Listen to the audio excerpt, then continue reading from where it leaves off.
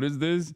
Dude, this was so funny. Lud made a mogul mail, edited a part out, and people thought you messaged him to do it. Lud said it was Miz. Yeah, I woke up to this clip, not available, by the way, chatters. I woke up to like LSF, insane LSF shit once again.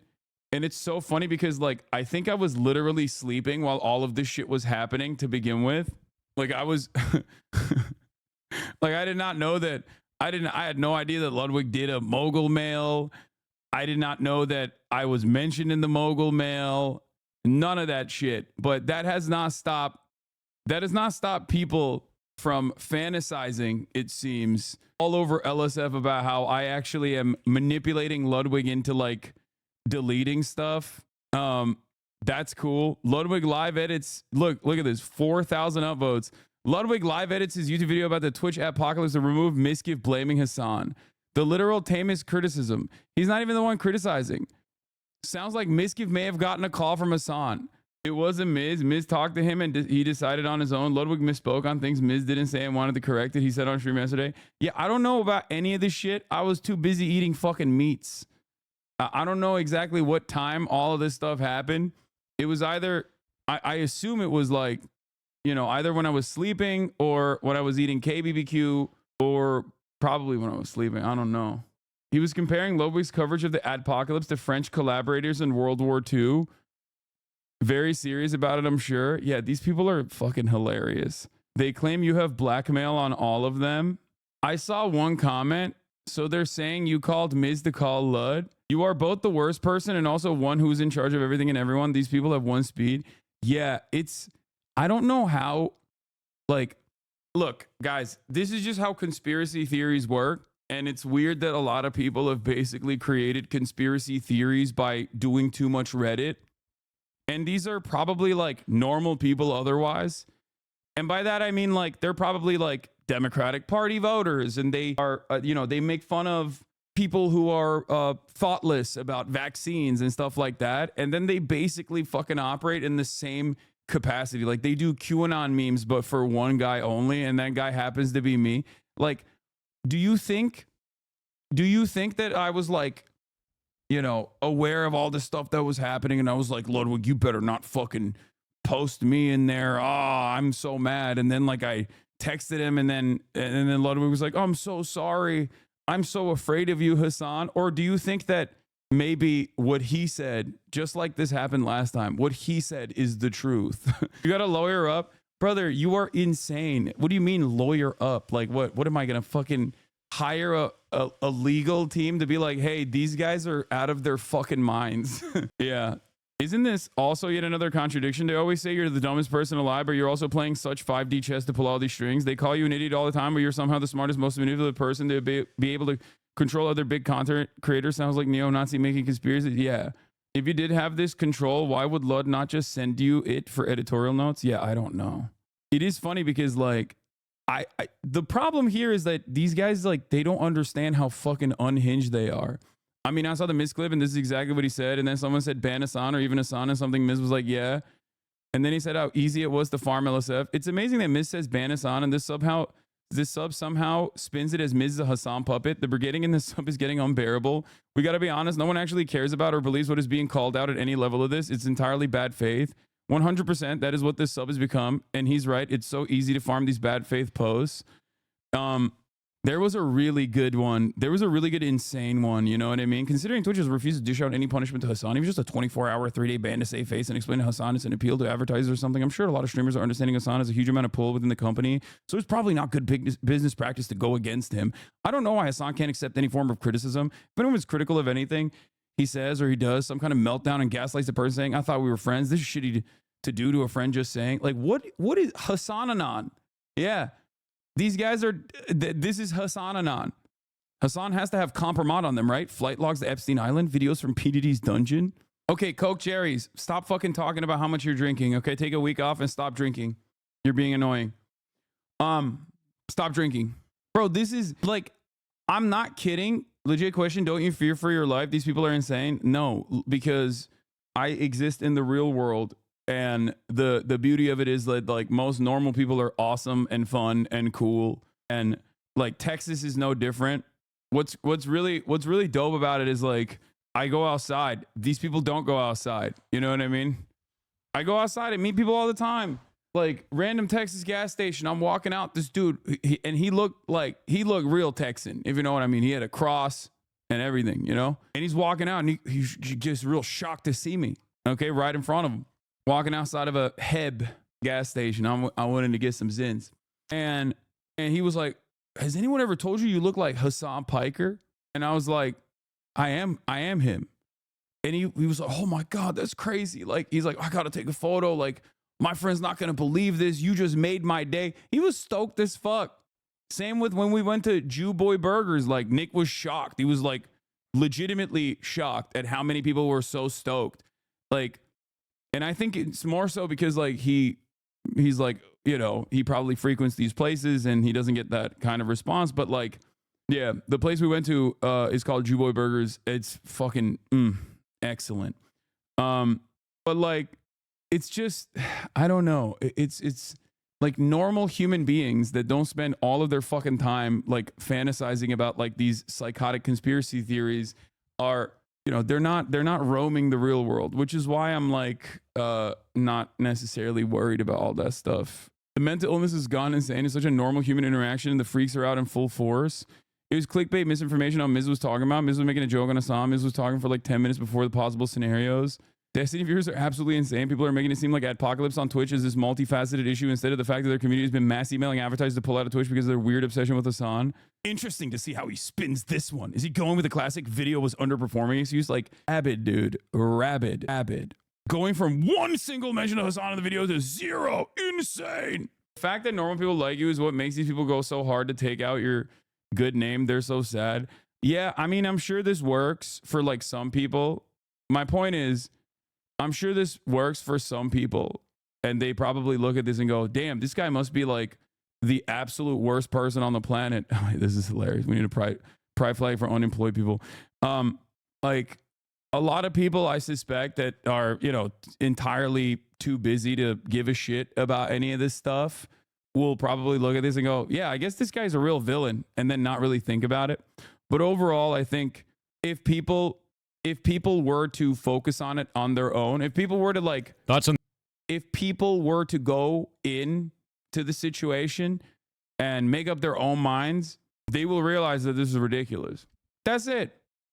There is 0% chance that if you were primed into fucking hating me because you saw a bunch of clips out of context and you came in here and you sat your ass down and you watched me for like 5 minutes to 10 minutes interacting with other people, talking about whatever political issue you thought I had the exact opposite opinion on, you would be like, "Okay, never mind. I was misguided." That's it. But there's not really much I could do about other people's mental illness. You know what I mean? And there are people like that in here. There are literally people like that in here right now. There are people like that who came in here who probably were like, "Hassan, I heard a lot about how you're like pro-Russia." And then they start hearing me talk about Russia. And they're like, "Okay, maybe I was wrong. Maybe he's not pro-Russia." I don't know why the fuck people were saying that. You know, I have a mass, like, this is not a normal circumstance. I don't think most people have ever experienced like a mass serial cyber stalking, cyber harassment operation like this. It is what it is. Anyway, today we're going to talk briefly about the Adpocalypse shit, and the Ludwig video is on the playlist, so we'll get started on this. But apparently people in my Discord, I asked this morning about what the drama was, and they were saying that his coverage on this was awful. Adrian is online. Thank you for the 10 community gifted subs. Loner Box right now is saying that you were telling other streamers to help you promote terrorism. Oh, bro, little bro's gonna break 100K on one of these videos again. I promise. Okay. You never blasted off. Oh shit. You're right. I forgot. Holy fuck. I'm invested, dude. Yeah, let's blast off real quick. We'll talk about RFK Jr. Yes, new lighting. Okay. The Trump night. Yeah. Boner box going. Boner box. I like that this is what political commentary in like the supposedly intellectual realms of debate have have basically devolved into, which is just straightforwardly and earnestly lie about other people with the hopes that like their audience never goes there and checks for themselves. You know, That's cool. Are you up? Peace. All right. Sad state of affairs. I mean, it's expected. It's expected. It's whatever. All right. UFC Trump night, SNL Sunday, recapping Texas, dressing the drama surrounding adpocalypse. Is it happening? Get in now. Oh, fuck, you're on? I saw you're playing on Insta and I just assumed I'm not streaming. Come on, chatter. You thought I would skip a day? What are you, out of your mind? You speaking at USC shows something none of these debate lord weirdos could ever do. I met you at the Texas gas station, dude. Usually catch you on YouTube on the fan channels. You helped me lose weight and now I'm wrestling. Oh, let's go. That's the guy. I met you at the gas station in Texas. You've helped me lose weight and now I'm at my wrestling rate in high school. Thanks, man. Meeting you was the highlight of my trip. That's me. I'm from Minnesota. Oh, okay. My man wasn't even Texan. Dean is so funny because Dean saw this dude pull up to me. Okay. He saw this dude pull up to me and he was worried. He was putting gas in the car and he thought like this dude was an op. And he like rushed inside after the conversation was over. And I was like, nah, it's all good, man. He's just a fan. He was the homie. He was chill. I met you at Texas at the gas station, dude. I usually catch you on YouTube fan channels. You helped me lose weight, and I'm at my wrestling weight in high school. Thanks, man. The roommate was just jealous. Hell yeah. That's got to be a real trip. It's a fucking random-ass gas station. You're walking out. You see me. You're not even from Texas. Random-ass gas station in Texas that you're walking out of, and I'm just walking in. Anyway, I'm legit scared some fucking psycho will roll up on you one day, but that's probably just the anxiety. Yeah, my attitude on stuff like this is you can't think about it. Like, you can't let that sort of thinking cloud your mind. That's why I'm super chill about it, even though people say I'm insane for not worrying about, like, the psycho stalkers and shit. Because, like, if I were to think like that every day, I would go insane, dude. I'm sure there's, like, a valid reason for why people would have a healthy level of anxiety in these sorts of situations. But, like, I can't live like that. You know what I mean? I can't live like that. For a multitude of different reasons. One, I can't let these losers dictate my life. I'd never think about them in the real world. That's not even a thing that ever crosses my mind. The thing that annoyed DGG Reddit and all is the fact that Elwig said that the adpocalypse would only last a month because of how important Christmas is to advertisers. Elwig is correct. Also, it doesn't even seem like there is like a full-blown adpocalypse happening because there are some people who have been hit like Kason, but it seems like Lacey and Ronaldo and others that were also claiming that their ad revenues were getting targeted were actually just memeing. They were meta chasing. They were just trying to clip farm. And like Kason's ad revenue was cooked. They took it out. And I think the reason why his ad revenue was taken away is because of the Iran tag, right? And there are plenty of other content creators who are saying that like their ad revenue has not even remotely gone down. So yeah, like Nick is fine, it seems. Kai is getting ads, it seems. And for me, since you don't play ads anymore, they clip it like this. Open a different stream where an ad is playing, switch to a clip of you to make it look like the ad was playing on your stream. So dishonest. Can you please show me that? That's amazing. Yeah, XQC said he was fine. Like, I think a lot of people are just fine. Yeah, there is no ad revenue for sure if you're on the politics tag. Like, if you're a political streamer, there's no ad revenue at this moment. I'm sure that will also change. Like, because it's a new CCL label, content classification label, there's probably not like a way to get ad revenue for it specifically. Dan Saltman shows how he implies ads are playing on Hassan's content. What was happening here? That we got an ad. That's weird. How did we get an ad on Hassan's page? Oh, it's because Hassan was hosting someone, but I was still on this page, and the ad plays right here. Okay? This is a legitimate thing that happened. Okay? What? Hassan was hosting someone. Thank you for hosting someone, Hassan. We were actually on this URL right here. J Balvin, we're so proud of your sponsorship with Cheetos. Let's get you on our wall of fame. Yo, that's hilarious, dude. What the fuck? Yo, he's so mentally ill. I was looking into it and it looks like ads on the politics CCL are opt-in. So an ad buyer has to know about it and opt in for their ads. Bro, this is years are smugly watching streamers freak out about losing like 80 to 90% of their ad income. It has been gross. Yeah, but it hasn't even really been happening. Like, that's the other thing. It doesn't seem like it's happening. I mean, you can literally see an ad on Laura Lux's stream while this is occurring. You know what I mean? With the brand below? My mom gonna be so proud. Cheetos, official sponsor of J Balvin's Fingertips. Oh. Like, do you see what I mean? Looks like Apple is coming back to do some advertising on Twitch. Interesting choice. What is this? Awards scholarships to 98% of incoming freshmen, totaling over $57 million every year. Apply to DePaul University. They bought an ad called advertiseontwitch.com, site that lets you understand how your ads might appear on Twitch. Dude, this is so mentally ill. This is so mentally ill. I don't think these guys understand that, like, the more they do this, the more advertisers can be like, you guys are fucking freaks. Like, this will never go on LSF, just so you guys understand. Like, nothing that actually is correcting the record will ever go on any of these, like, aggregator subreddits, because it goes against the overarching narrative that they're trying to build. So the only thing I can do is basically just show you the truth on this front, on this aspect, like, and basically show you how fucking unhinged they are. And it's hilarious because, like, I'm not running any fucking ads anyway. So, like, I don't like running ads. I never liked running ads. When I got my contract, I specifically negotiated to ensure that I had the minimum amount of ads that I could run. And so I don't give a fuck about the revenue. You know what I mean? I don't.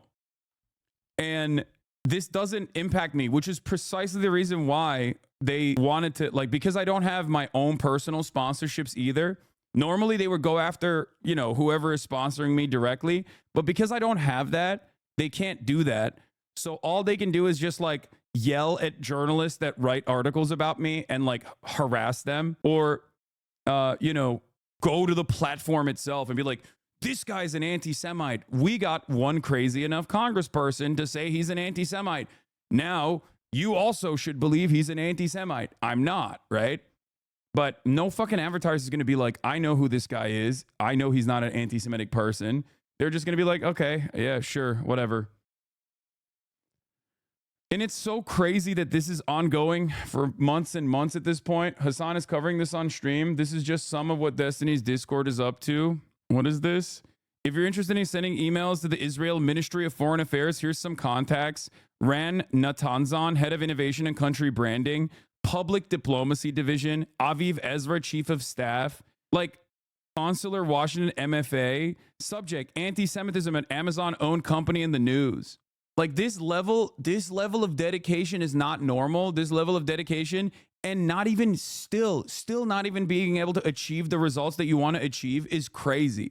And I think part of the reason why it's not working, regardless of how fucking nutty this shit is because it's not true. It's just simply not true. You can try to fucking manipulate clips as hard as you want to, and including but not limited to, like, playing Nazi music over another stream, right?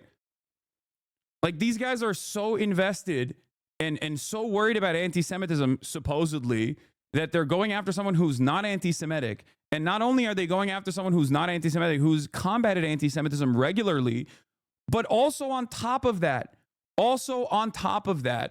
they're literally playing Nazi music over a stream that I did with Nick Pollum, and then saying, like, it would even be better if he played Nazi music instead of the DPRK song that he played, the Cholima on the Wing. It's like, it's like they're doctoring shit. They're clipping everything out of context. Like, it's just, there is no end to this depravity in an effort to get their desires across. And, you know, that's it.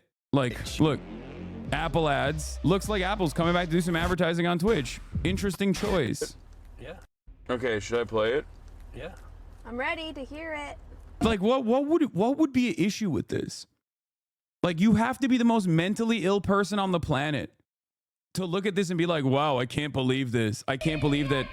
The ad was playing on twitch.mira. The Apple ad was playing on Mira's channel, by the way. Saying it's not true is great, but you actually have to push back. There needs to be a coordinated effort to show their lunacy. Why aren't you pushing for Dan to be banned for targeted harassment? Because Dan getting banned off of Twitch is not going to change anything. He flipped it over to your clip. The ad wasn't playing on your clip. The ad was playing on twitch.tv/Mira. Oh, there it is. There's the ad.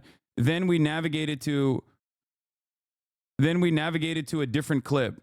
This is just a specific clip in an effort to make it seem like it's playing over this. But it's hilarious because even if it was playing over this, there's not a fucking issue. They say they got you now. What do you mean? Oh no. Anyway, they're snitching to a whole ass government. Bottom text has a disclaimer for protection. Yeah.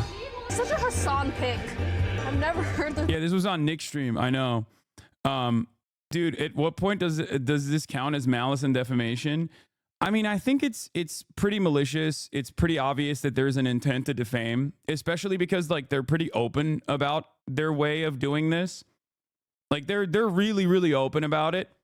I think because there's not really any sort of legal recourse in this situation, this kind of targeted harassment campaigns just kind of go on for a while until it fizzles out, until they get fucking bored when they don't get any, when they don't get the actual fucking goals that they wanted out of it.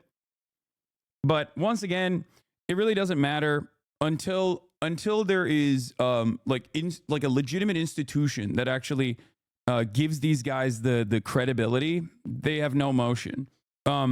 Here's how this bad faith criticism of your content comes off to Normie. She doesn't want you obsessively, but finds you hot and usually correct. Yeah, I saw this already. Yeah, it's insane.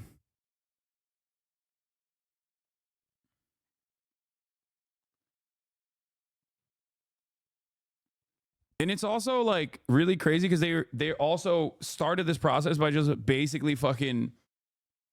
They started this process by like photoshopping me as like a Hamas militant and shit. So it's also a healthy dose of Islamophobia in the process too. Yeah. Do not stop pushing on Twitch. Their advertisers are dropping like flies. Go send a few emails this morning. PCs in the media as well. Send emails. Advertise on twitch.com. This is their Discord that they're using, the Brigade. This is their Discord that they've been using actively to like send every advertiser on Twitch emails, like mass email campaigns being like, these guys are anti-Semitic. Like this Hassan guy, he's anti-Semitic. And all this shit. In before they try to weaponize this clip. What is this? You can hand him that if you want. Here you go. You have to complete the fit. It's the world's most powerful. Don't shoot it, actually. What is it? It's a water gun. Oh, it is? Yeah, you can shoot the table if you want. You gotta shoot the camera? Jeez. Crazy. Brother, Okay, that's enough. you know how close you were? It was crazy. That water gun is incredible, by the way. That's how you protest something, Lamau. Crazy. A political community doesn't understand that. That's how you protest something? What do you mean? By just fucking lying? What do you... First of all, you have to understand, there's a valid protest, okay? And then there's like idiotic shit. You can't just like make stuff up about a person and then be like, I'm just protesting. No, you're quite literally, you're protesting reality at that point, okay? What do you mean? That's how you protest, Lamau? They admit that they're lying, you fucking idiot. Like all the time. There's a difference between a serial defamation operation, okay, that is cynically launched to unban their favorite content creator who got banned for violating terms of service so fucking ridiculously, right? Versus like protesting someone, like people launching protest campaigns to this degree over Asmongold with like a shit ton of videos that he has where you could just like clip stuff where he's talking about like, I don't know, immigrants or whatever, or watching like these right-wing content creators or whatever. Like that's one thing, right? And even then, I would not be an advocate to like take away all of the advertisers from the fucking platform. I think that's insane because I'm not a psychopath. Because regardless of the fact that I don't use advertisers, regardless of the fact that I don't give a shit about advertisement in general, like I understand that other people do. There's small content creators on this fucking platform that are having their revenues ripped for this like insane propaganda, insane defamation operation that these guys have launched. And most people don't understand it because most people don't pay attention to what the fuck is going on. They just simply see LSF posts or like people that aggregate content off of LSF and just go along with it. Please go over the LSD CEO Dan post. I don't get what is happening. What is LSD CEO Dan post? I hope they can get Twitch to join you in a crusade on this kind of behavior. I don't know what the fuck they would do, honestly. Yeah. Oh, what is this? This guy? Absolutely nothing about this video is true. Hassan's coverage of the DNC wasn't even remotely as critical as others there. The DNC gave an entire booth in the press area to Epoch Times. Fox News was there, so spare me. And other creators there weren't there to boost Dems. They were there to cover the event, just like reporters were. The media's job, whether new media or old, is not to do PR for the Democrats. This person is so deeply ignorant. I don't know what the fuck this person is saying. I haven't seen it, but small gripe. Yeah, fucking Matt Walsh was there, dog. What the fuck are you talking about? Harassment campaign against Twitch using fake screenshots of anti-Semitism on the platform. Oh, nice. The change went live. If this case isn't clear, any advertiser that supports Twitch in any way will be held accountable for supporting their behavior. Full-on anti-Semitism in its own category and tier will not save ad revenue. Dude, what the fuck? This is insane, dude. These screenshots are definitely fake. Sensitive social issues is presented as a stream category, but non-gaming categories must be first approved through Twitch's user voice forum. Also, the change that Twitch made to address anti-Semitism issues on the platform was to create political and sensitive social issues. Like, what is happening? These guys are kick streamers, by the way, which makes it even funnier because they all stream on Kick, and that is literally an emote on Kick. Like, anyone that posts this as a fucking meme is anti-Semitic. Okay, anyone that posts this shit as a meme is obviously not. At the very least, they don't care about anti-Semitism. Okay. This is literally open, out and about, fucking Nazi-style coordinated smear campaigns where they're trying to just be like, oh man, I can't believe it. Hassan, it's fake. No, I know it's fake. That's what I'm saying. Of course it's fucking fake. You're kind of getting lost in the sauce, dude. Kick doesn't even have ads. That doesn't make much sense.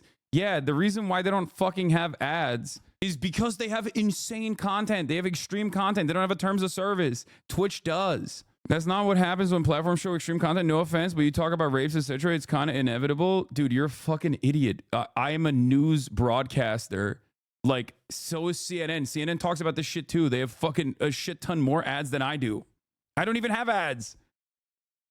They're not going after my ads. They can't go after my ads. I don't even fucking run ads now that my contract is up, dumbass. That's why they're trying to go after the entire platform for even hosting me. And it's not even working. So that's the other part of the story that we haven't even gotten to. Okay? The part of the story that we never even got to is that not only are these guys like cynically doing this shit, and not only are they so omega unhinged, right? Here, there's more. Send emails, DM me or Dan if you get a response. Do not stop pushing on Twitch. Advertisers are dropping like flies. And then they got Richard Lewis to like write an article apparently. But it turns out it's not even fucking happening. If there's anything you feel missing from this site, let me know. Latest and greatest stuff, ideally. This website basically streamlines that entire advertising email to call to action Dan did earlier. Go nuts. Same deal as before. Send me a message here or in DMs if you get a response.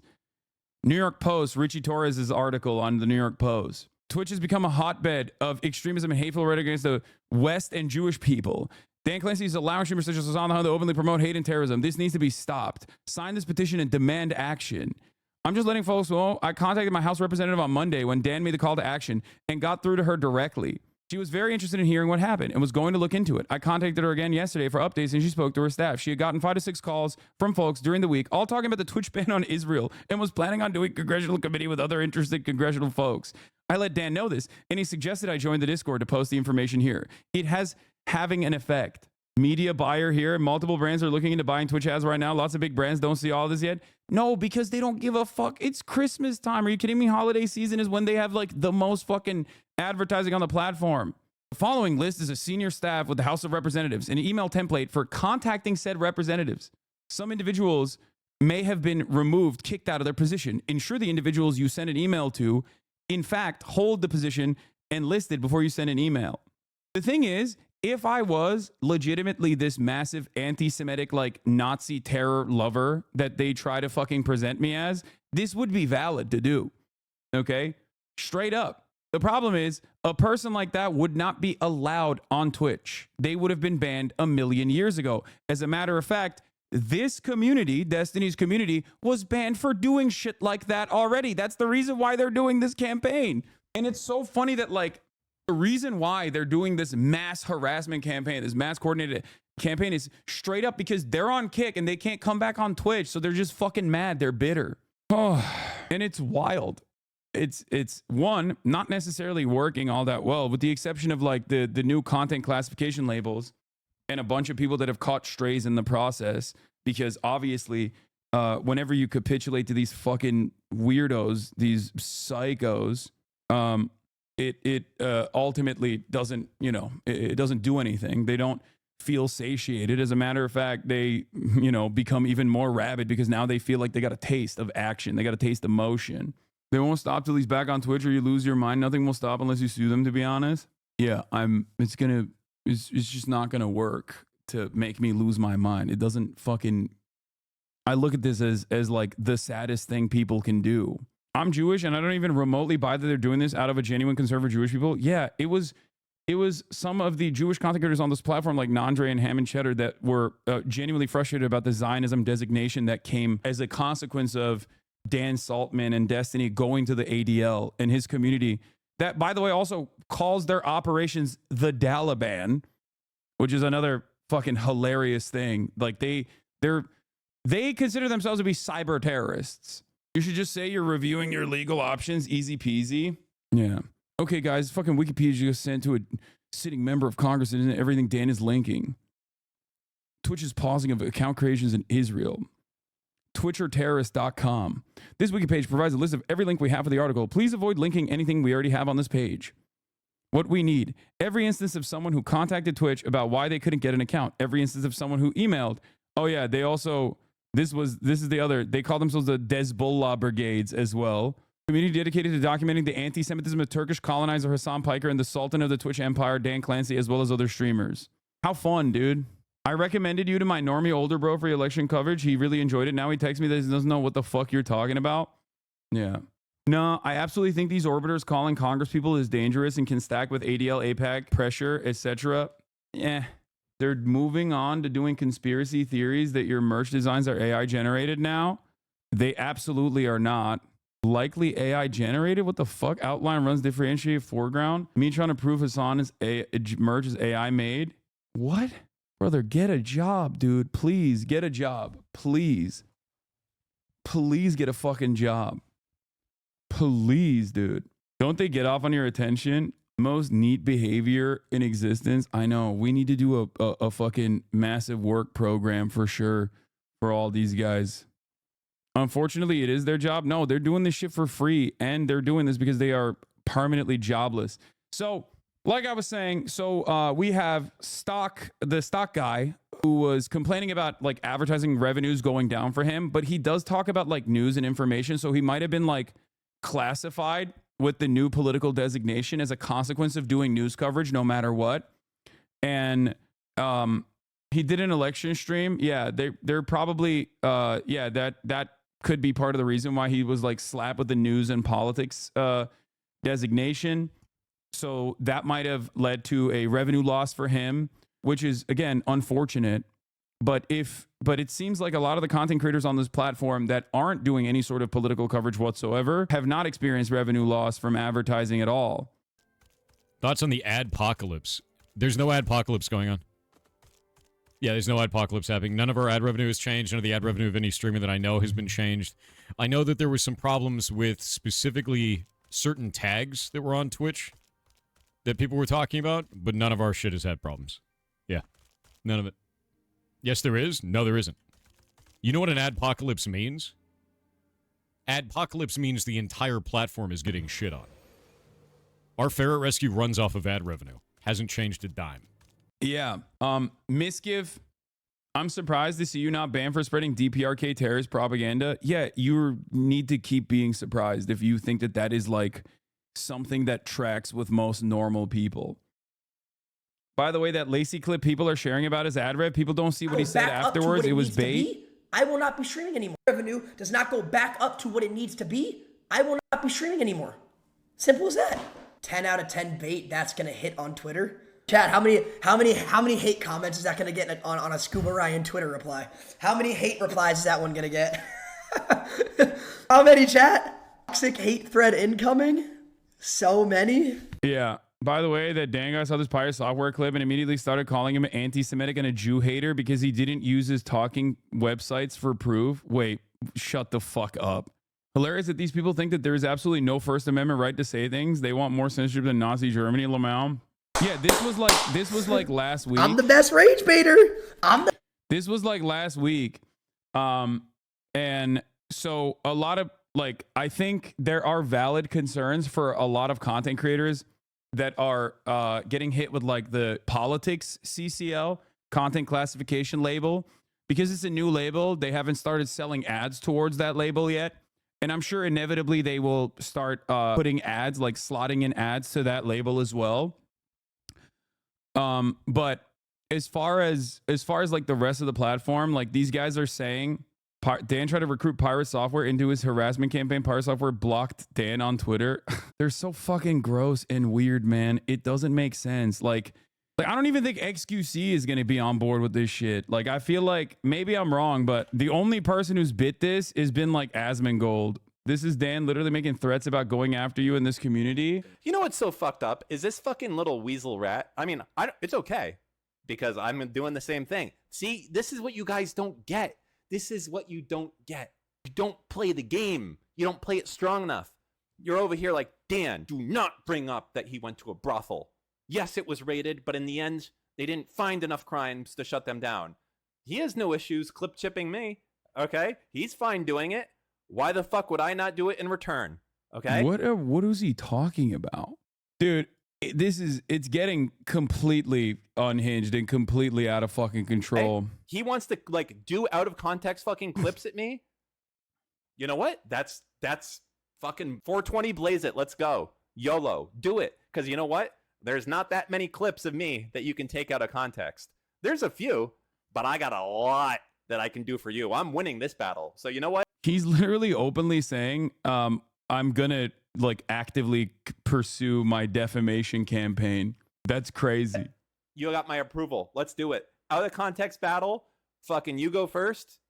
Right here, with this one right here, saying that my whole mission is to get Steve unbanned. Go ahead. And I'd be happy to figure out a way forward for him to... For those of you who don't know, these are some of Destiny's little orbiters. This man... I'll have you know that I am not a little orbiter. I am a big, important, thick orbiter. Okay?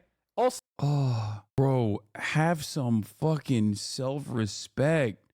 God damn, you're like 50 years old, man. What the fuck are you doing? Oh, this is so sad. Oh. Yo, this entire dude, his entire community is so busted. These vibes are so bad. I don't know what to say. I'm a big orbiter, not a little one. I'll have you know. Oh my God. By the way, the brothel thing is crazy because he openly admitted that he knows. He openly admitted that he knows that they were fucking raided for tax evasion, basically. Like he's saying, like, it's fine. They weren't raided for sex trafficking, but it doesn't matter. I'm just going to keep lying about it. Okay. Sick, man. Have fun. So, what's going on with your hair? 200K to 28K fell off. I know, it's over. My career is done. I should hang it up today. I should hang it up tomorrow. I'm done. There, big man. Why is your hairstyle so bad? What the fuck's on your microphone also? Not good. This guy just looks fucking weird. Am I wrong? Am I wrong? I mean, I don't know what to say. I see two men on the screen. Oh, wait. You can't see. Hold on. Ooh, that's awkward. Let me just go ahead. See, I see two men on the screen here, and I happen to think that one of them is more handsome than the other. That's just me. Okay? Anyways, let's continue. We used to have conversations back. Yeah, back when you weren't a fucking terrorist. Yes. Or at least you were a terrorist in training, and I thought it was a joke. In the day. You know, quite pleasant conversations as a man. We talked about the fucking blood of landlords running down the streets. The most pleasant of conversations. Matter of fact. Yeah, dude. The shit that he used to say was infinitely more unhinged, especially back then. It's so weird that he's acting like he was legitimately offended by that. That's so funny. I think he's genuinely struggling with being featured on stream. He's not used to it. Yeah, I do feel like this is Hasanabi. It's reaching like, remember the levels of mania that I've talked about before, with like Trump supporters that will go to the level of like hallucination where they talk about how Trump is hot. Like, I don't understand why he's like trying to attack the one thing that even Destiny's community objectively will point to be like, he only has fans because he's hot. He's like, yeah, he's ugly. All right, man. Yeah, you're right. Yeah. My man's looking like the manager of a bowling alley, specifically so he can hit on 17-year-olds over here, 50 fucking years old online, talking about how he is the big orbiter of a dude whose most famous moments are him being cucked and absolutely getting destroyed by an academic who was significantly more knowledgeable than him. Like, that's the guy you've attached yourself to, that you're like, I'm a big orbiter. I'm a big boy. One day we're going to take him. But his brain has just been so fucking broken by being Destiny's orbiter and his co-host on his podcast that he has been spending an unimaginable amount of time. They fear me. You know why? Because I'm fucking retarded. And remember I talked early on about the triangle of danger? I am the triangle of danger, okay? This is it. I got all three, okay? They fear us. They fear the triangle, and they should. They should fear the triangle. You should run. What are you doing? No, bro, this is so sad. Why are you doing this to yourself, man? Oh my God. He thinks he's an anime villain because he made like 8 cyber stalking websites to be like, we're sending mass emails to every advertiser. We're gonna take down Twitch. I'm the Joker. I am the one who knocks. You should not say Voldemort's name because he will fucking come after you. You should just sit there. Oh, you Voldemort. And be happy that I'm focused on Dan Clancy and just let me use you as the tool that you are to get to Dan Clancy. I don't give a shit about you. Just sit there and shut the fuck up. Do your fucking terrorist propaganda. Let me get my regime change underway. And if you're lucky, you'll come out of this thing without any fucking issues. Okay? That's what's going to happen if you're lucky. You keep fucking with me, and I'll show you what I'm about. Okay? And what I'm about is effective action in policy and outreach and activism. Okay? Did I say activism twice? I think so. You can do a lot with a single fucking email. Okay? You can do a lot by being genuine and talking to someone on the phone. These are things that your fans are too afraid to do because they have PTSD about the idea of talking to another person, and they have to have like a therapy session about it. I don't. I will call into fucking the brave Mujahideen soldiers, Dan Crenshaw's fucking line. I'll break bread with Dan Crenshaw. I will talk about his lost eye, and I will talk about the man who made fun of it. You know what's so fucked up? What do they think happens if Dan gets replaced, if the next person comes in and just immediately bans you? Probably. I think that's what they think. This loser only came online in his 20s to sell CSGO hacks, became the owner of Tiny Chat and got caught messaging minors, plays not like us. I don't know anything about this fucking dude. I don't know enough about his background. I just know that he's an edgy boy, just like Destiny. These people who are well into their adulthood, age-wise, with children. I don't know if he has kids or not, or a wife, but you know, these are guys who have not let go of the halcyon days of 4chan poll. They're literally just, I don't even want to talk about it any further. It's just sad. we need to get these guys some jobs or something else to worry about. Doesn't this guy seem scary enough to actually do harm? He's stalking, defaming, and actively threatening you. What's stopping you from taking legal actions? Nothing, really. He's just a fucking loser. It doesn't do anything. Like, they're making that video speaks for itself, I think. Unless your brain is like genuinely fried from doing too much Reddit, you probably look at a guy like that and go, okay, there's something wrong with this person. Like, he is far too invested in this. But yeah, as I was talking about, it seems like the adpocalypse thing wasn't, or it hasn't happened in the way that they're claiming. I think that they just wanted to get more motion. Comparing what Pirate Software said to Auschwitz. Systemic to the executive leadership team. And then he blocked me. And he said that, like, I was name calling him or something. So actually, I should be fair and read his. This guy's on Kick, dude. It's so funny that he's on the fucking neo-Nazi pedophile platform talking about how anti-Semitic Twitch is, dude. Asmon is blaming you now. He can suck my dick if he actually is blaming me. I'm assuming that half the chat is just fucking clipping shit that he's saying out of context. But it's kind of weird because yesterday he took credit for it, and now he's like, actually, I've decided Hassan is the reason. They don't care about being hypocrites. They care about winning. Yeah, but it doesn't matter. Response, if I can see it. Let's see. Here it is. This one, what is this? Trying to put that kind of hateful statement in a quote while referring to me is outrageous. I've blocked you as a result of this and nothing else. It's clear that you're not familiar with my content, considering this thread that you've made towards me either. Twitch needs to make action, and finally Twitch needs to take action, and finally is, even if it is small. I'm glad they're at least doing something, and I can never agree with the inflammatory stances you've taken here. You know what this guy, in my mind, what I've heard is like, the neighbors have complained about the killing of Jews and the smell, and the Nazi factory has put a filter on the fucking stacks. And he's like, listen, what the fuck? Bro, they're trying to make this a beef between you and Asmon. Don't fall for it. You can always just reach out to him directly. His dad was in the chat the other day saying he doesn't want you banned. Yeah. I don't know why Asmon thinks that this is like if he thinks that this is like a solid approach, he's wrong. And I've correctly called out that he would not appreciate the waters that he was the treacherous waters that he was engaging in. And it seemed like there was a turning point when he apologized for the inferior cultures deserve to be genocided take. There's already news articles stating he already claimed being the reason for the adpocalypse. Twitch could actually sue for tortious interference. Tortious interference is a common law tort allowing to claim damages against a defendant who wrongfully interferes with the plaintiff's contractual or business relationships. I mean, I don't know. They're talking shit. Asmon isn't blaming you. People just want drama. Yeah. I think his audience probably wants Asmongold to blame me more than just like taking credit for it, because I feel like narratively that plays better overall.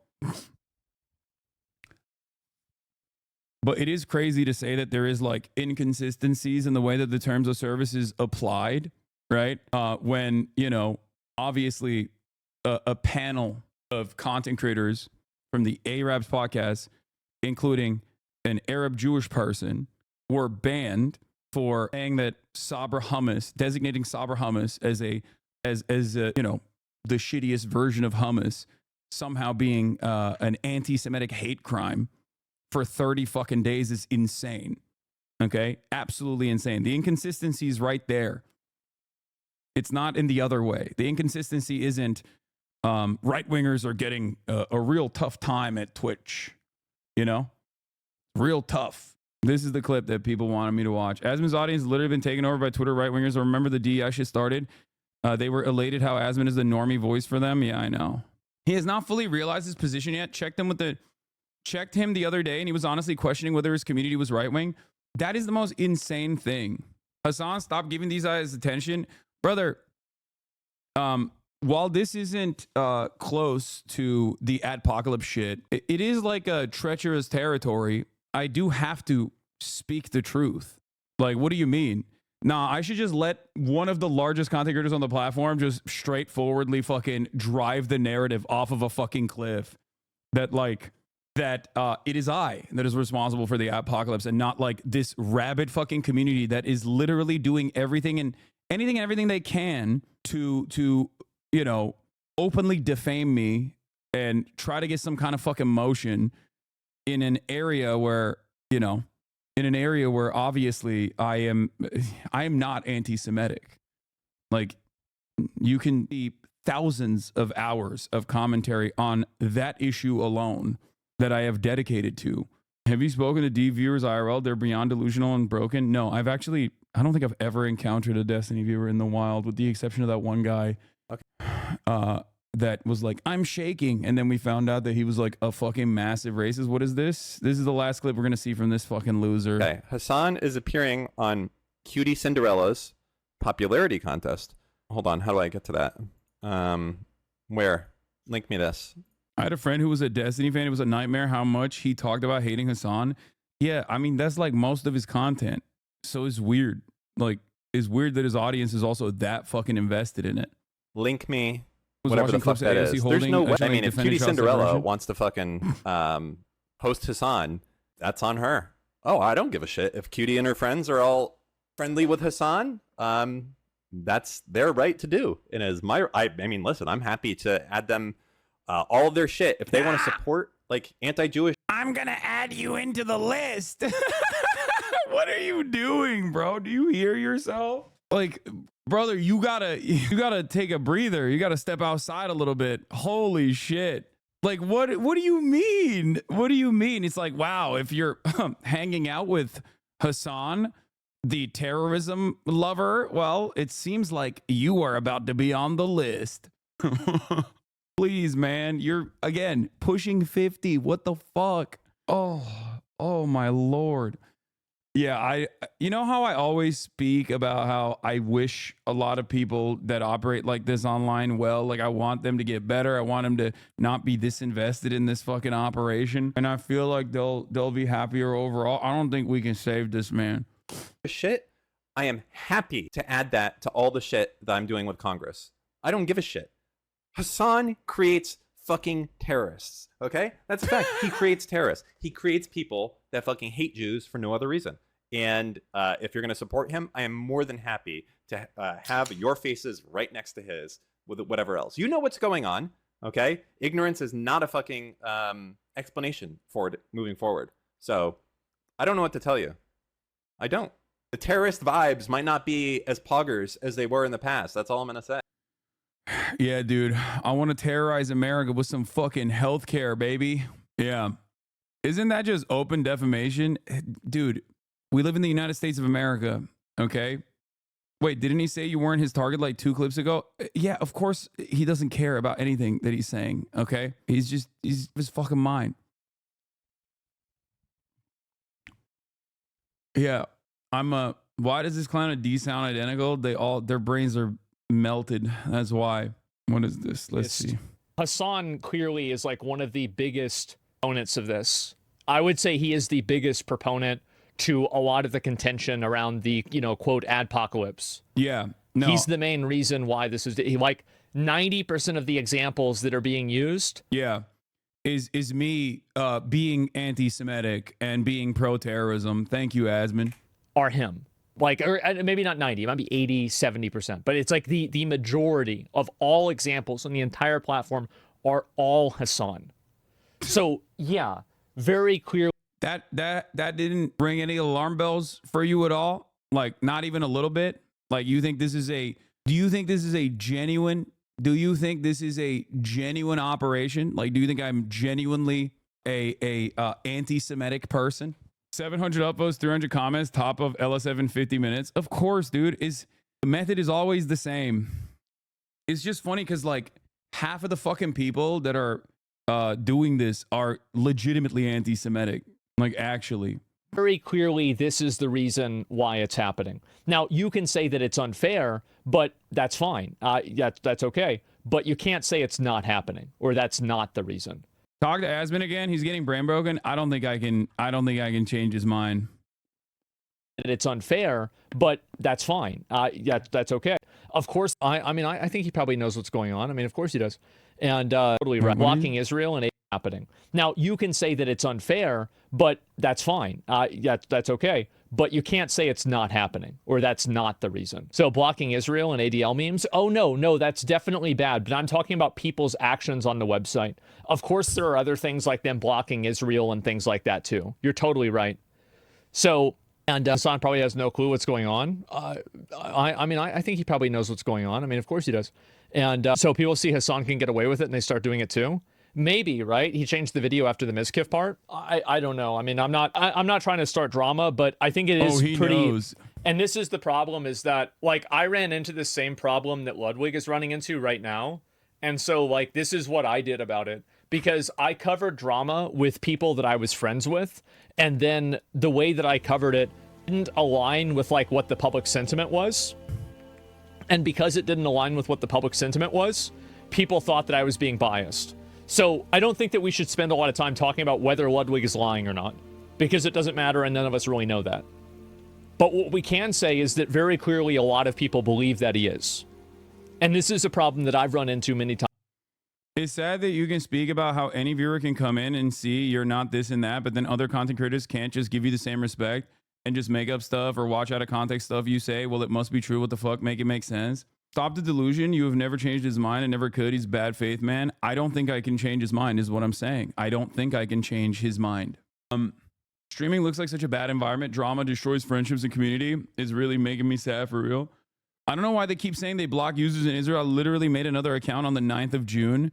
I think that there was one method that was blocking new Israeli viewers from creating a new account, but it was also Palestinian viewers as well using the same ISPs. No, don't talk to him again. Not to tell you how to partake in your relationships with other streamers, but if I were you, I would never give this fuckface the time of the day. Respectful combos. Seriously, I'm so sad that it's happening to you, mate. Regardless of how you feel about it, how you feel about it yourself. I don't think it's as big as a deal as like we are making it in our little echo chamber is what I'm saying. I don't think that we're email account formation was blocked, phone number still worked, but they always conveniently leave out Palestine was blocked too. Yeah, because the entire thing is cynical. It's a cynical way to build up a narrative, and it hasn't actually worked. Like, it hasn't really worked that much, which is why they're pissed off and they try to like tack on new shit. And they're just going to keep trying to pile it over and over again. And not only are they making stuff, not only are they, clipping shit out of context, they're just straight up lying now. You know what I mean? I showed you the examples of like the anti-Semitic meme that Dan Saltman posted saying that like Twitch is doing anti-Semitism. They put Nazi music over a clip of me and Nick to make it seem like I was playing Nazi music. It's there is no end to the depravity is what I mean. They don't care. They doctor chats, like they don't give a shit. But like you have to understand, these guys are doing the same fucking shit that like people used to do during the Gamergate era,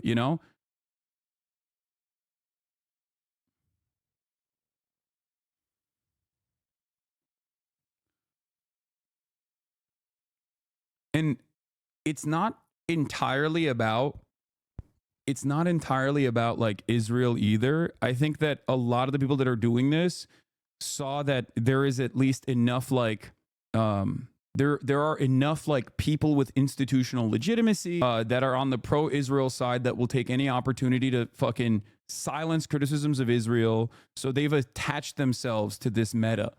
They've attached themselves to like the ADL because they know that like the ADL will come after any organization that is critical of Israel. And, they do have some level of motion. They are not as well respected as they used to be.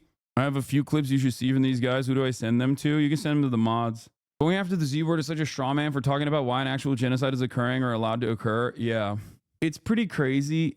Like I said, it's pretty wild because like this is a very deliberate way. This is a very deliberate way to just basically fucking stop any sort of discourse from happening. Like any sort of discourse. This isn't like someone who is legitimately being anti-Semitic or someone who's like whipping up their audience to do acts of terror or some shit, like a dangerous person that must be stopped or anything like that. This is just straightforwardly, a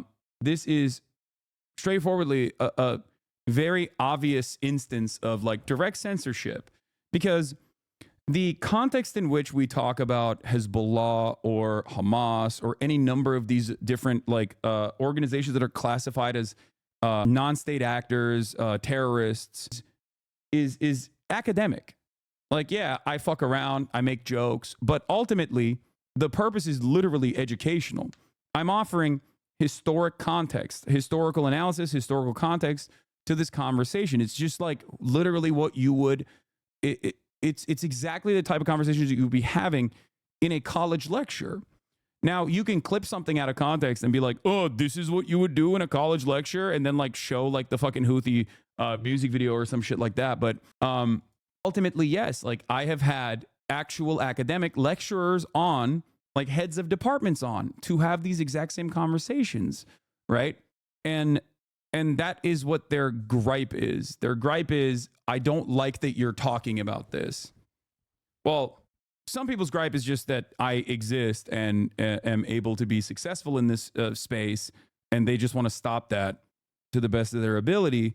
But other people like ADL and all these other places like that will, other organizations that are, you know, attaching themselves to this very obvious like smear campaign, they're doing that because they don't want any sort of discourse to exist. I think you also not responding to most of this also makes these guys go crazy. Epically a former podcast co-host of yours. Yeah, I mean, yeah. Bro, it's got nothing to do with what you're saying. The mans just hate you. Yeah, I know. I'm saying that for like the major harassment has been occurring for the past 5 years. This is just like they did this with the cracker shit, right? They did this with the cracker ban, where Twitch responded and then everyone made fun of Twitch for banning me because everyone was like, what do you mean anti-white racism? You're like, shut the fuck up. And it was ridiculous. It was mostly ridiculous. It was so ridiculous that, like, obviously it was so ridiculous that you know, Nabisco sent me a fucking cracker pass, right? That's how ridiculous it was. Having said that, however, in this circumstance, like, anti-Semitism is real in a way that anti-white racism is silly. Anti-Semitism is very real. Okay, it's valid. It's a real bigotry, very dangerous bigotry. So the process is diluted and muddied when you have institutions that are supposed to be going after real anti-Semitism and logging real incidents of anti-Semitism. When they use that institutional legitimacy they have to go after any kind of critic of Israel, and that's precisely what's happening here. It's just like a couple positive anecdote about how to help someone examine their anti-Semitic. Hasanabi checked my anti-Semitism. Help me check my anti-Semitism. I'm a brown dude that grew up in a religiously Muslim conservative household and country. It's common to hear sentiment Jews control the media. Jewish people are secretly in charge of the global financial order amongst people here. It's also easy to go along with and pair the talking points of people around you, and it's difficult to completely uproot an idea from your head that you've been brainwashed into believing because you've heard it repeated over and over from the moment you were born. I spent a good chunk of my life thinking this generalization was true to some extent. However, my understanding of the issue completely changed after hearing Hassan speak on the issue multiple times. Hassan helped me identify that Jewish people, much like Muslims, are not a monolith. They're a diverse group of people living all across the world with completely different worldviews and upbringing from one another. The only common denominator is their religion, and even that is a questionable denominator at best, since people are religious to varying degrees. Hassan helped me broaden my understanding of anti-Semitism, where it comes from, and how it's been historically used as a tool to dehumanize Jewish people in order to commit atrocities against them. I now see Hassan cynically being labeled as an anti-Semite, and it's hilarious to me. It's hilarious because Hassan actually helped me empathize with and better understand Jewish people, much like he did with the trans community. A story for another time. If I watched and I listened to the people that labeled him an anti-Semite, I would have never even have been able to examine my own anti-Semitism, because these people never educate their audience on the issue. They don't want to talk about identifying it or how to combat it. They just use anti-Semitism as a debating point or when they're cornered in a discussion. It's reminded of it reminds of organized debates in schools where I'd have to argue for or against a position that I have no personal investment in or did not agree with, because I have to win the debate, you know? Anyway, I'm thankful that someone like Hassan exists, someone that can combat and teach you about anti-Semitism while simultaneously combating Islamophobia and advocating for the Palestinian cause. More power to him and all the Hasanabi heads. Is that your alt? Yeah, brother, it's my alt. I logged into my alt, Wade Bear's esophagus, to fucking write this. That's my job. My job, my primary goal, okay? My primary fucking goal is, if you have anti-Semitic tendencies, I'm here to eradicate that. I'm here to help. I'm here to help you question your social conditioning, how you arrived at that point and why it's wrong. If you have transphobic tendencies, my job is to explain to you why this is wrong. Okay? And I think I've been quite successful in doing so. And that's why I have this wonderful community that has grown over time. The people who are not happy with it are likely the same group of people rooting for harassment campaign that led the so-called adpocalypse. Also, do we really have legit confirmation of an adpocalypse? The first I heard of it was a campaign with Dan Sullivan attacking Twitch CEO because he couldn't unban Destiny. They have now morphed into calling the most TOS informing platform anti-Semitic while ignoring YouTube and Kick. To add a little more context, Dan had an axe to grind because he's also Jewish and Hassan was displaying terrorist propaganda. Okay. To add more context, a lot of Hassan's community are Jewish and he hasn't denied the atrocities. It's a cynical campaign claiming to stand against anti-Semitism where their advocacy Discord group stops at criticizing Hassan. That community generated a bunch of bot messages and sent them to advertisers. Because Destiny, their fearless leader, is banned off the platform. You don't get monetized if there are tags on your stream which include politics. The rest are fine. But politics being a tag is a stretch. There was an Iranian stream who had Iran in their title to attract Iranian viewers, and his stream was demonetized because of his existence as political with Iran and being an adversary of America. These little fascists sure feel emboldened after Trump got elected. Yeah, 100%. No, you don't understand, bro. It's totally organic. When DG Post gives 100 plus upvotes and 50 plus comments, all by Destiny users in minutes of being posted on certain subs. They all just organically stumbled upon the post within minutes of each other. No brigading whatsoever. It's totally organic. I like that people recognize it, though. People really love to hate Hassan, huh? I don't really like the guy, but to act like he's the reason advertisers are pulling out and now the guy literally instructing his followers to spam email advertise because of his personal grudge is insane. He literally is. Look into it more. Also, 80% of advertisers have not left Twitch. What the fuck? I'm not even going to watch the Ludwig video. I don't really care. Everyone has criticized this so much. Let's move on to some real news, okay? Number one, last night, UFC took place, okay? And these guys had this is the worst entourage of all time, okay? The absolute worst fucking entourage of all time. Kid Rock, Michael Penis, okay? Elon Musk, just the blunt rotation from hell. Nightmarish scenario. Vivek Ramaswamy, Donald Trump Jr., Eric Trump, just the biggest bozos, okay? They went from Trump is a fascist Nazi to now that the Republicans are in control, it'll be easier for us to get Hassan banned. Losers. I know. I believe they're also working with Republicans now to try and change the discourse to Twitch is anti-Semitic to Twitch is actually anti-white and also anti-conservative. Yeah, that's they've moved on. And if Twitch capitulates to that too, by the way, I mean, it's over at that point. It's fucking straight up. The thing is, there is a very real story here. Okay. If you know anything about the relationship between Donald Trump and Dana White, you understand that Dana White will ride for him permanently because at a time when the UFC was considered gross and far too violent and advertisers did not want to touch it with a 10-foot pole and congresspersons were looking to literally ban it, Donald Trump stood by his side and said, I'm with you. Same with Joe Rogan. Okay.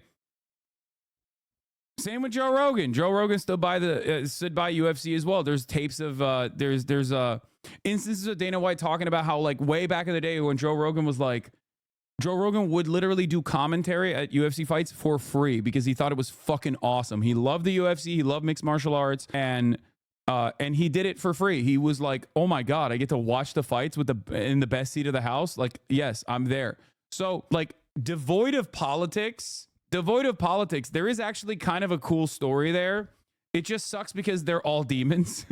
All of the people involved in the story happen to also be demons in their own right, in very different but very meaningful ways. Having said that, however, devoid of politics, it's a very cool story. It just sucks because it's impossible to rob it of the personal infractions that these people have engaged in. Yeah, it's a cool story about the shittiest people you know, basically. But that is the reason. Felix had a really wonderful conversation about this. I believe it was on Chapo Trap House. I think it was a paywalled Patreon episode with another writer that specifically talks about politics and MMA in general. But if you're shocked about why the UFC is like this, okay? If you're shocked about why, with Kareem Zidane, no, it wasn't with Ariel Helwani. If you're shocked about why the UFC is like this or why so many fucking, fighters also happen to have severe levels of CTE that render them inoperable and maybe ruin their decision-making process, it's the CTE and this. What a moment here inside Madison Square Garden as the president-elect Donald Trump feels the love from all of these New Yorkers and all the fight fans around the world who have made their way to UFC 309. For Kennedy alongside. The other part about this story is that, oh, there's Aiden Ross, by the way. The other part about this story is that I also think like the UFC's cool. I think mixed martial arts is cool. I do. I think it's dope. Like as a sport, I think it's fire. I think it's fun. I think it's entertaining. And and there are some fantastic fucking stories there, like incredible stories there. I did a little bit of a TikTok dive into what was the Soldier of God, the Cuban sensation. Like there are a million different stories like that. Yeah, Yoel Romero and how he's like a genetic freak, you know? How his neck is fused to his head so he can't like move his fucking neck around. It just sucks because like the fan base is so hog-like.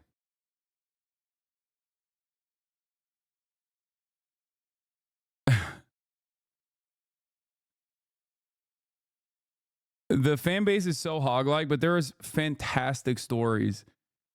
There are incredible fucking stories there, okay? And if you're a little gay, you'll like it. You got like hot-ass dudes slamming their fucking scantily clad, sexy-ass bodies to one another. There's something for everybody there, okay?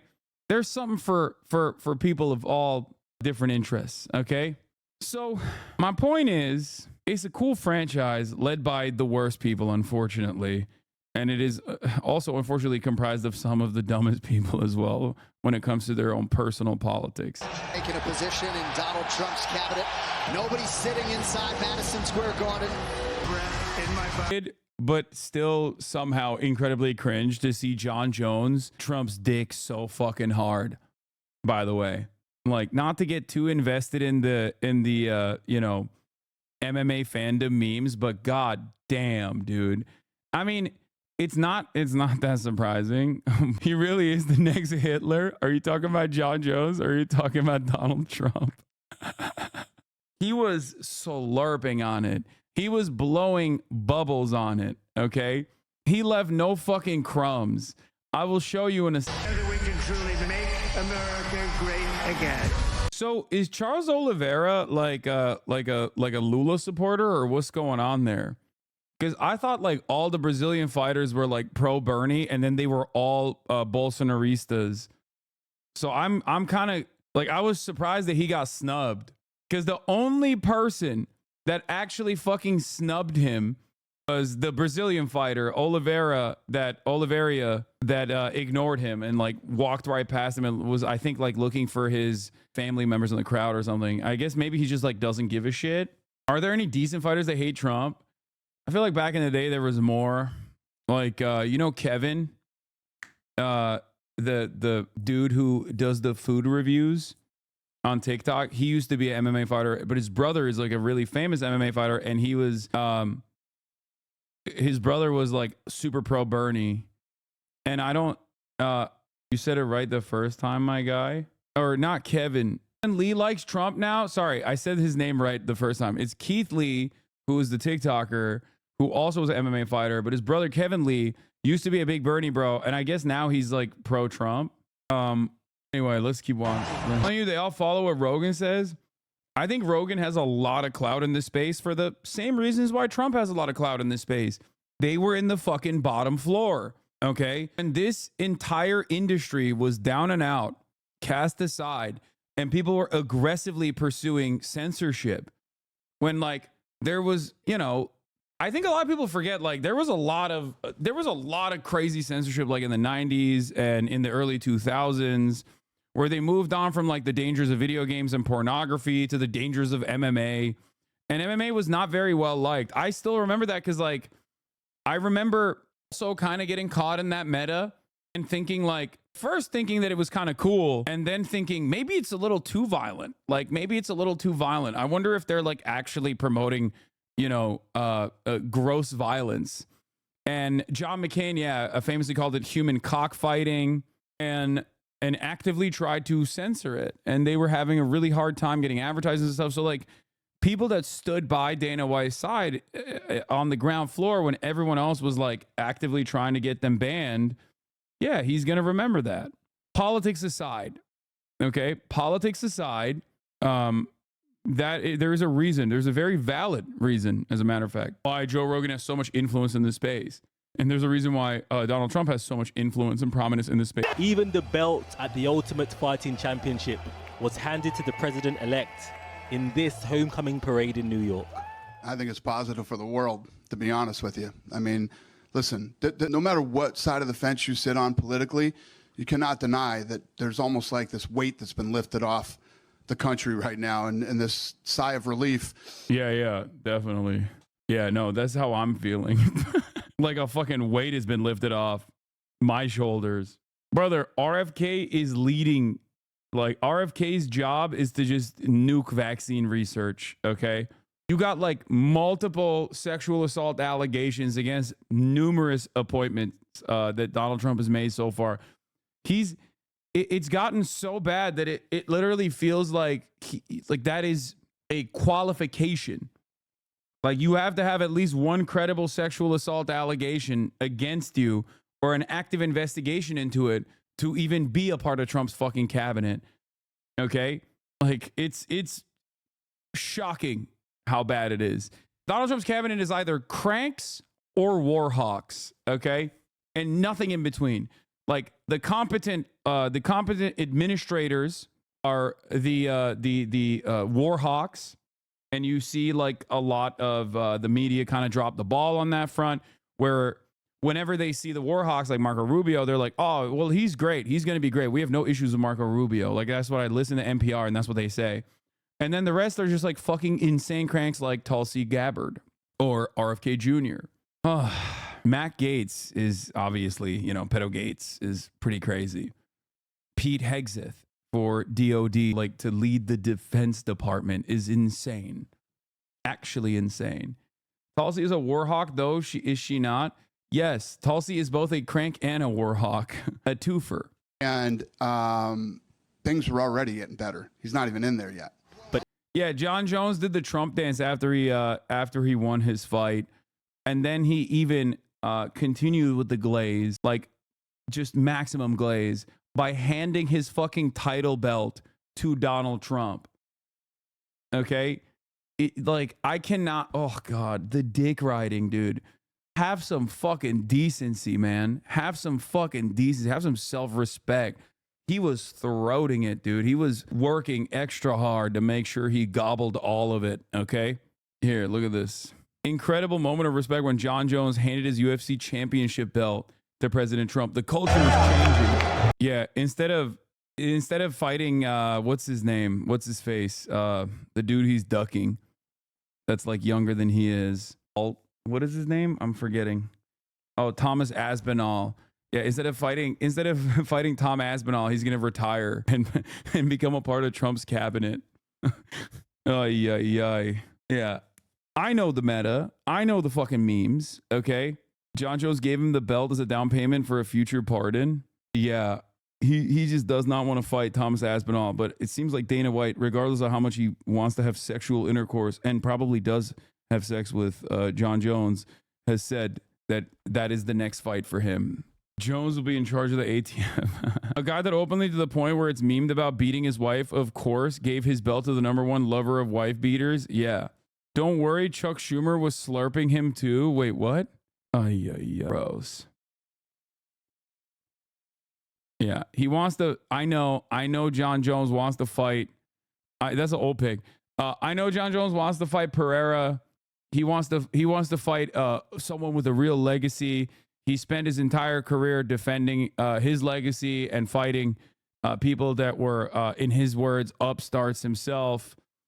He doesn't want to give clout to Thomas Aspinall. I know. Pereira is 10,000 times better than Tom. No, that's false. No, that's what his argument is. That's what he's saying. He's saying that I've listened to him say it. He's saying he doesn't want to fucking fight. He doesn't want to fight Aspinall because he doesn't want to give him clout. He doesn't want to fucking. He does not want to be the guy who ends his career to launch his own career, which I feel like is another As far as I understand, this is what he did to Daniel Cormier when he was younger, but I don't know. I don't know enough about MMA memes or MMA history. So, and he cheated. I do know that he did cheat, but Dana White loves him, so he gets to do that. He is a fantastic fighter overall, and he is very telegenic. I get it. Like he's a, I understand why Dana White loves him. Also because Dana White, fellow wife lover, sees a lot of himself in him. But yeah, Dana White has said no to the Pereira fight and has said the Aspinall fight will continue. But I think he's trying to farm as much money as possible from that fight. Here, there it is. I watched this. You said if you want to, the Tom fight, you want to be well compensated. Dana said his quote was, "He will be," but he knows you're going to disappear. He probably won't hear from you. We won't hear from you. And then when you want to talk, you'll quote emerge and talk with Dana and Hunter. So I guess what is your plan moving forward for the next few weeks? I'm not really worried about the Tom fight. I'm really worried about the Pereira fight. That's what I want to do. That's what I want to do. And I think if the UFC wants to have me back, then I think that's the fight they'll make.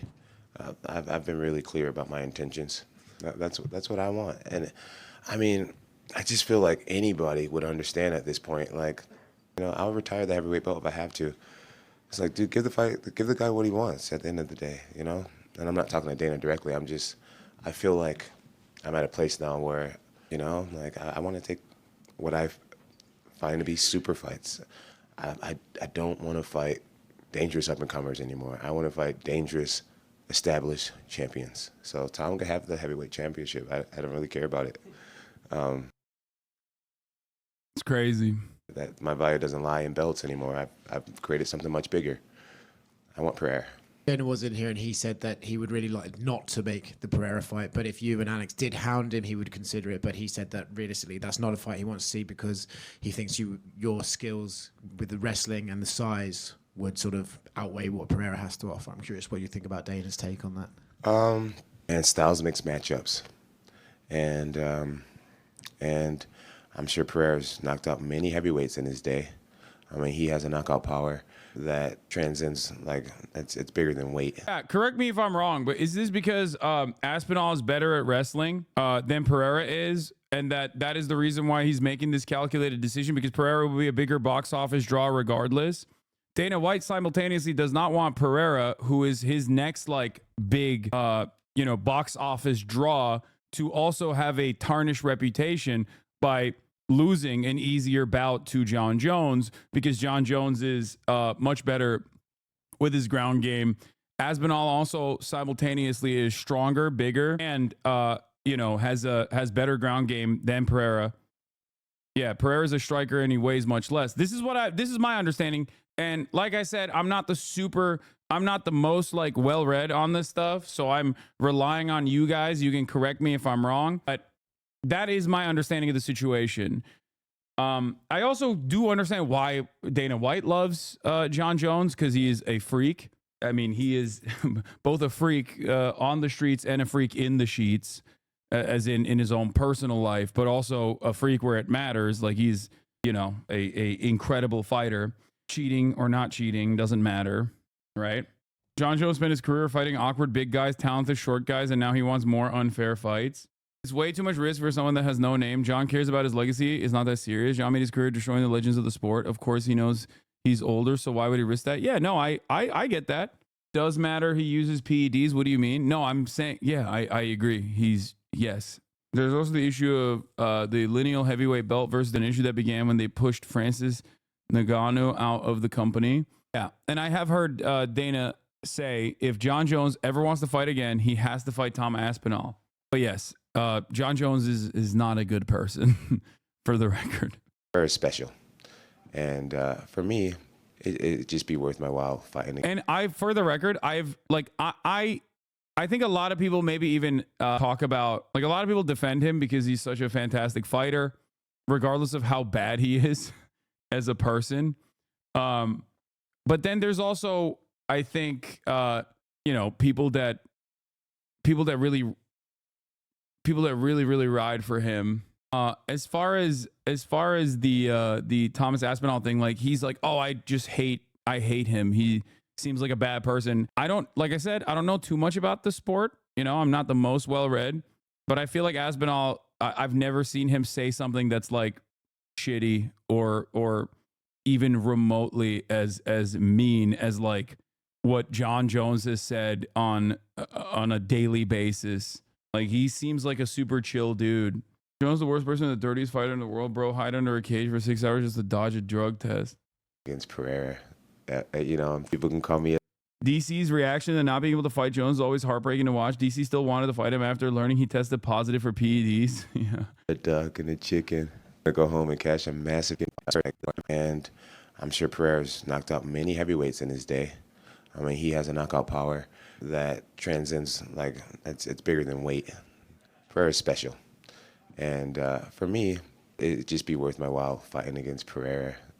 You know, people can call me a duck and a chicken. I'm going to go home and cash a massive check. And so the duck and chicken thing is kind of funny.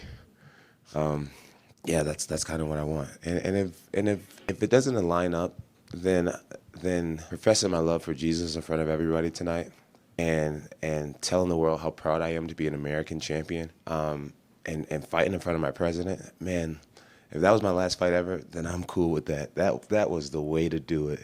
I did the Donald Trump. That was the way to do it, man. So glaze, flag on the play. Inappropriate levels of glaze, dude. It's too much. It's too much glaze. Have some fucking self-respect. Where is your decency? I mean, he is an indecent man, but goddamn. Jon Jones' brothers played in the NFL. They're wild as well. Yeah, I mean, the whole family are fucking mutants, basically. I mean, he is a freak. And I say that in a good way. But, you know, not the best person. I think one of the really good things about negotiating is being willing to walk away from a deal.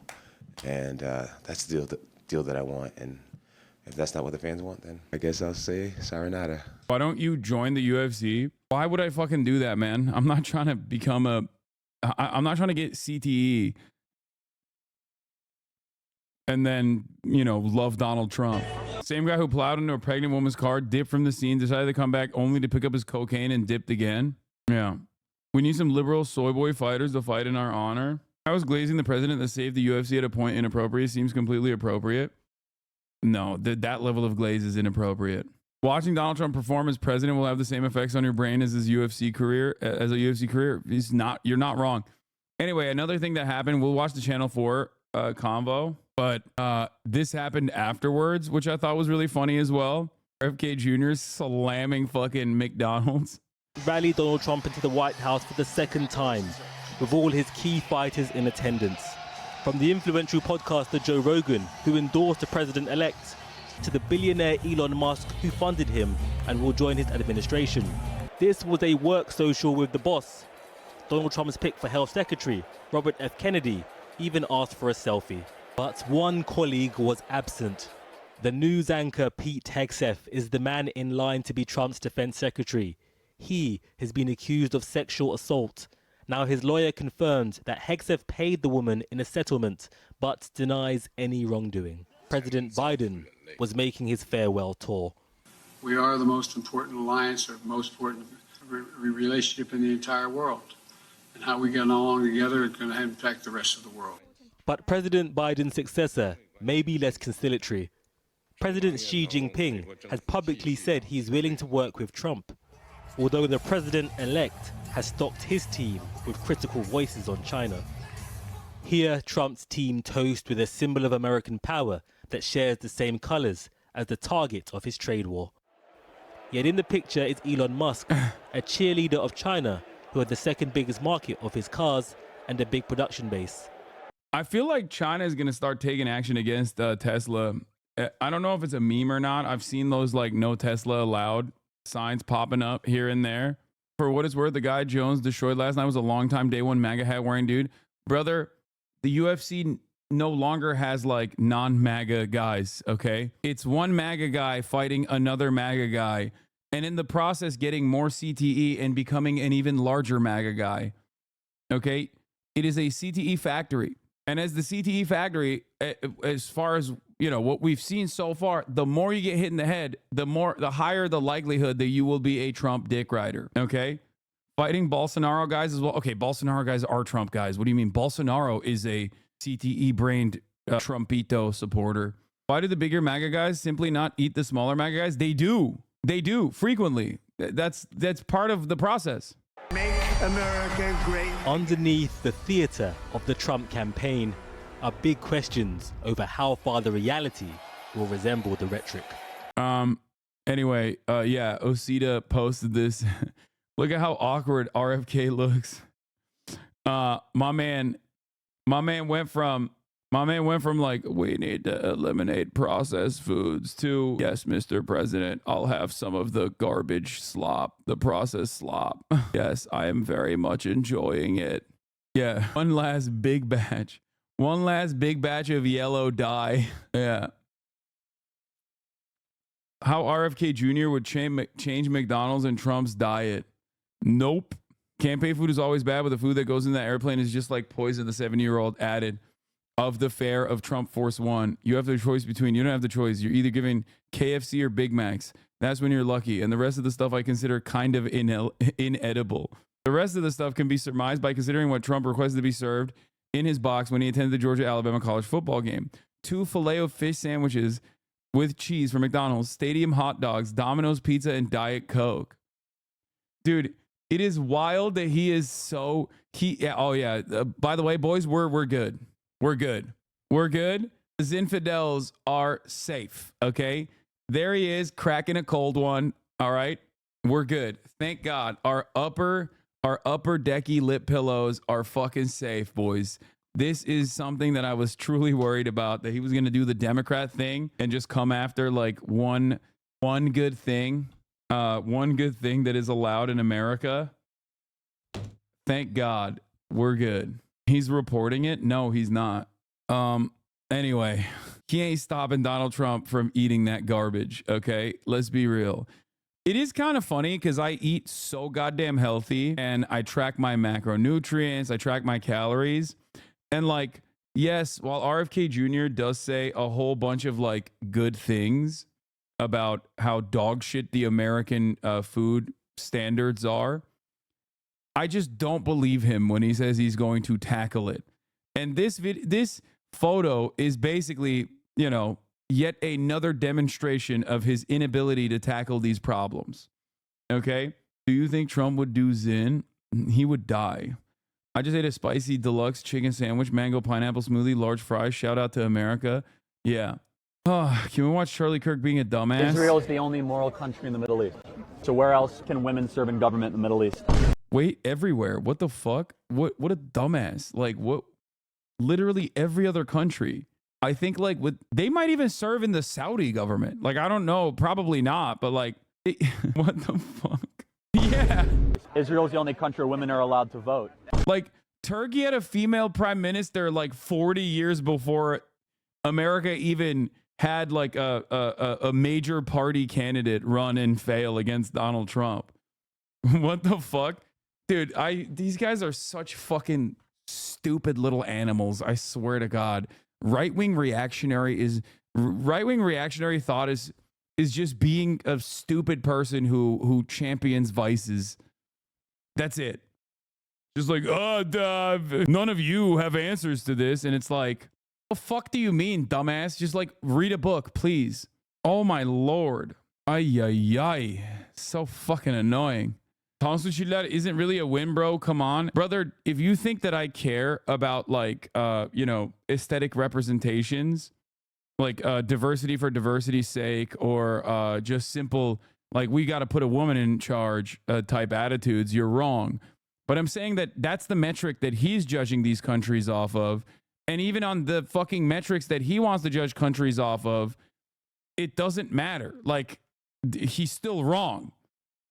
Okay? If they pay you a crazy amount, are you going to stop voicing for the people? Brother, that is a funny ass question to ask me. Not only is the answer no, but they have literally given me opportunities time and time again.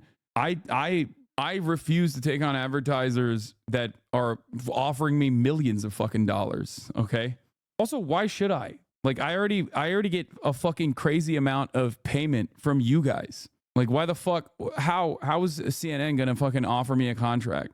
Like my subscriptions, you guys, my subscribers is a permanent opportunity for editorial control and gives me so much freedom to move and navigate in this space where like if they come after me for one reason, I can go somewhere else. You know what I mean? That's it. That's why I'm not super fucking worried. How much did Polymarket offer? Their starting conversation was $1 million. We can now officially project that Donald. So you're saying that subs are your boss? I mean, yes and no, right?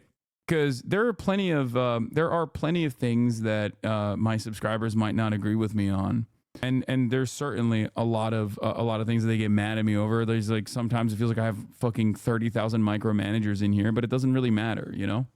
Trump will become the 47th president of the United States. He will be going back to the White House.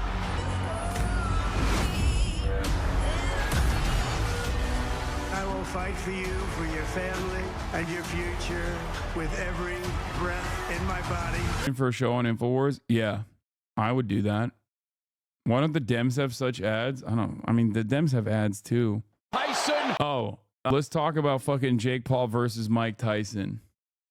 I didn't get to talk about this yesterday, but my disappointment was immeasurable. Okay? Jake Paul look, I've been thinking about this quite a bit for the past week leading up to this fight. And I even tweeted that, I even tweeted my anger of the situation.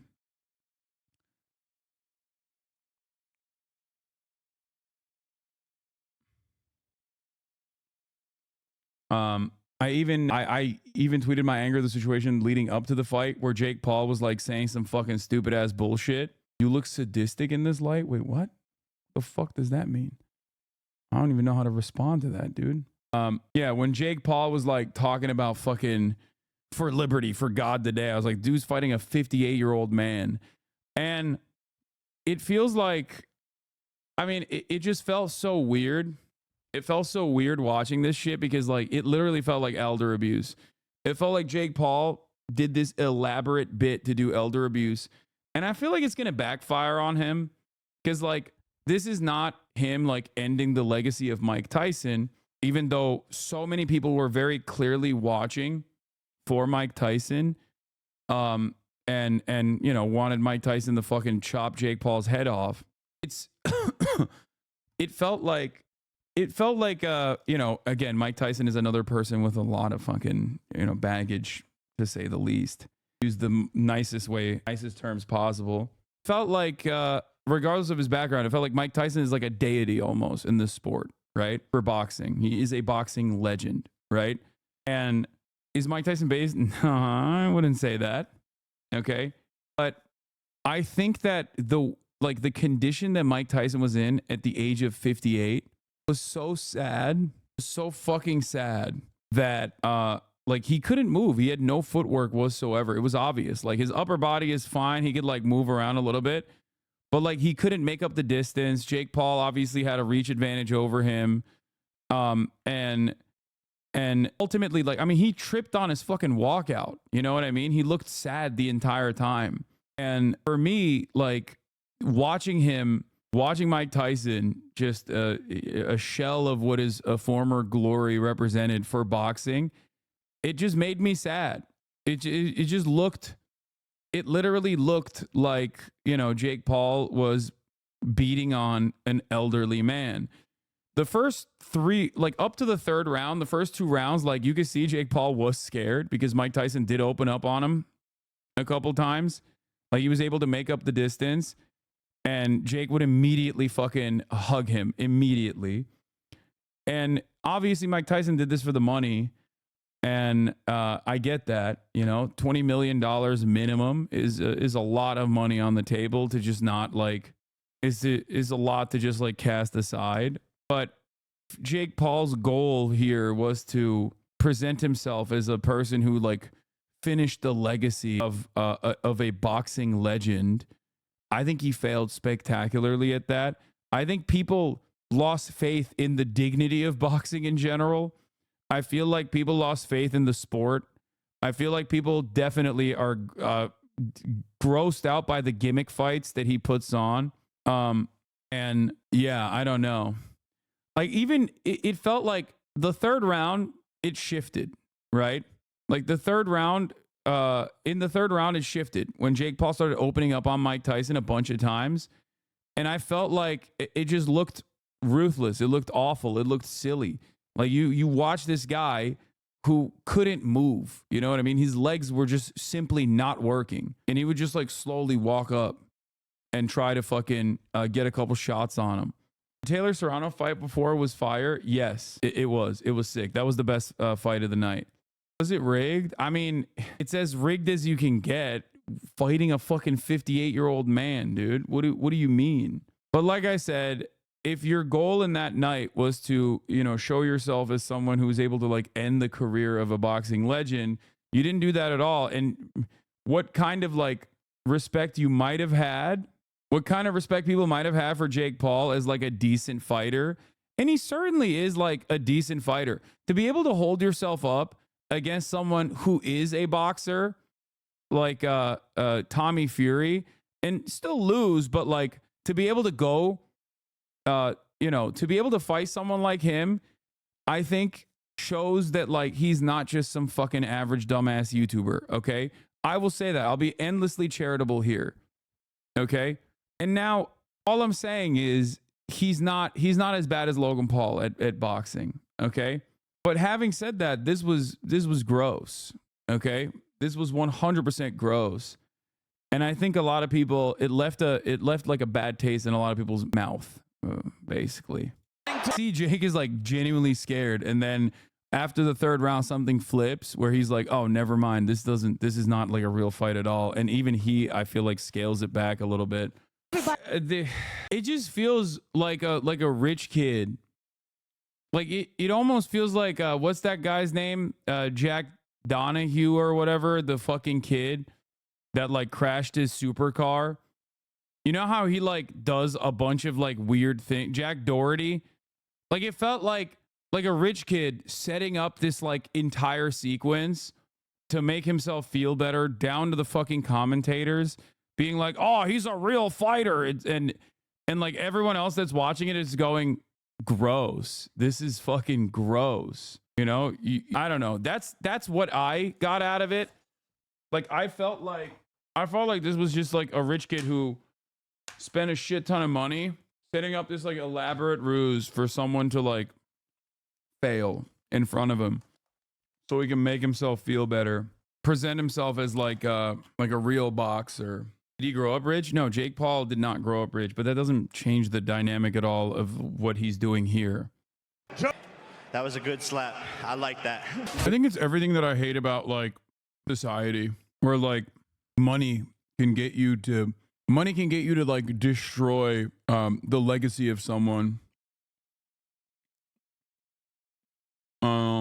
It's just very frustrating.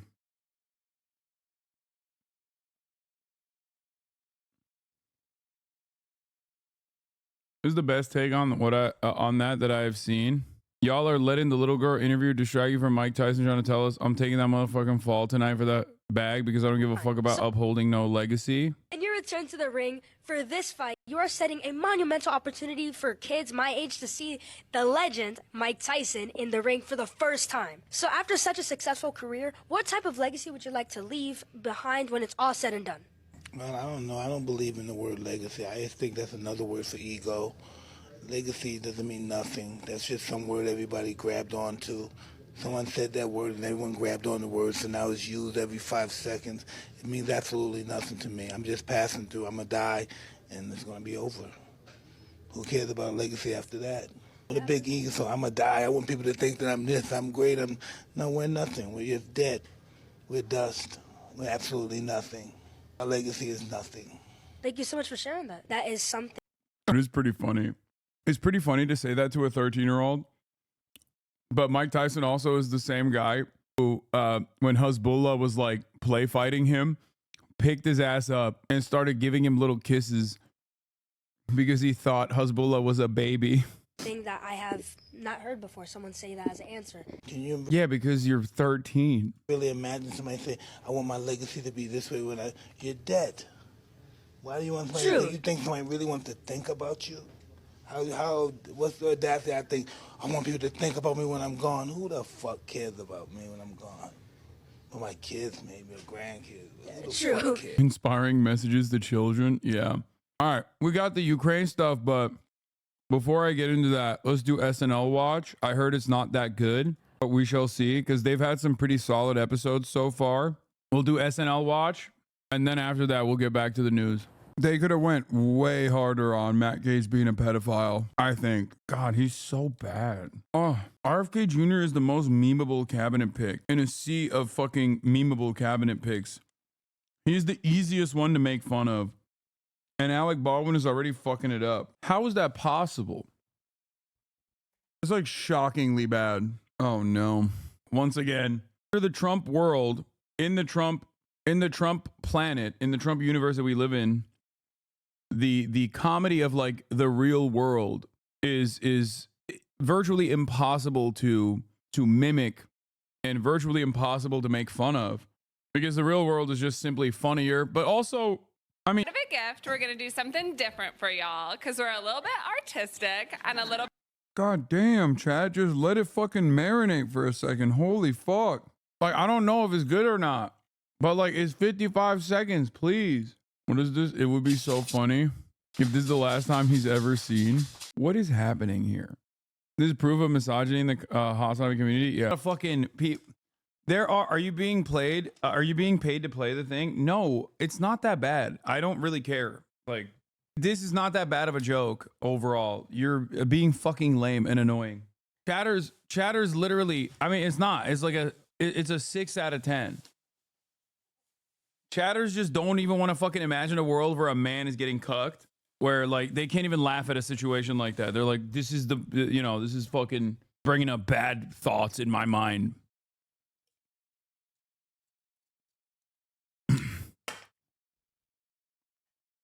I'd be throwing my dog bags in people's cans if there isn't a public one around. Yeah, no shit. Who doesn't do that? Is what I would say. If I was a fucking criminal, I'm not. So I don't do that. Now that I found out that it's illegal, I would never do such a thing.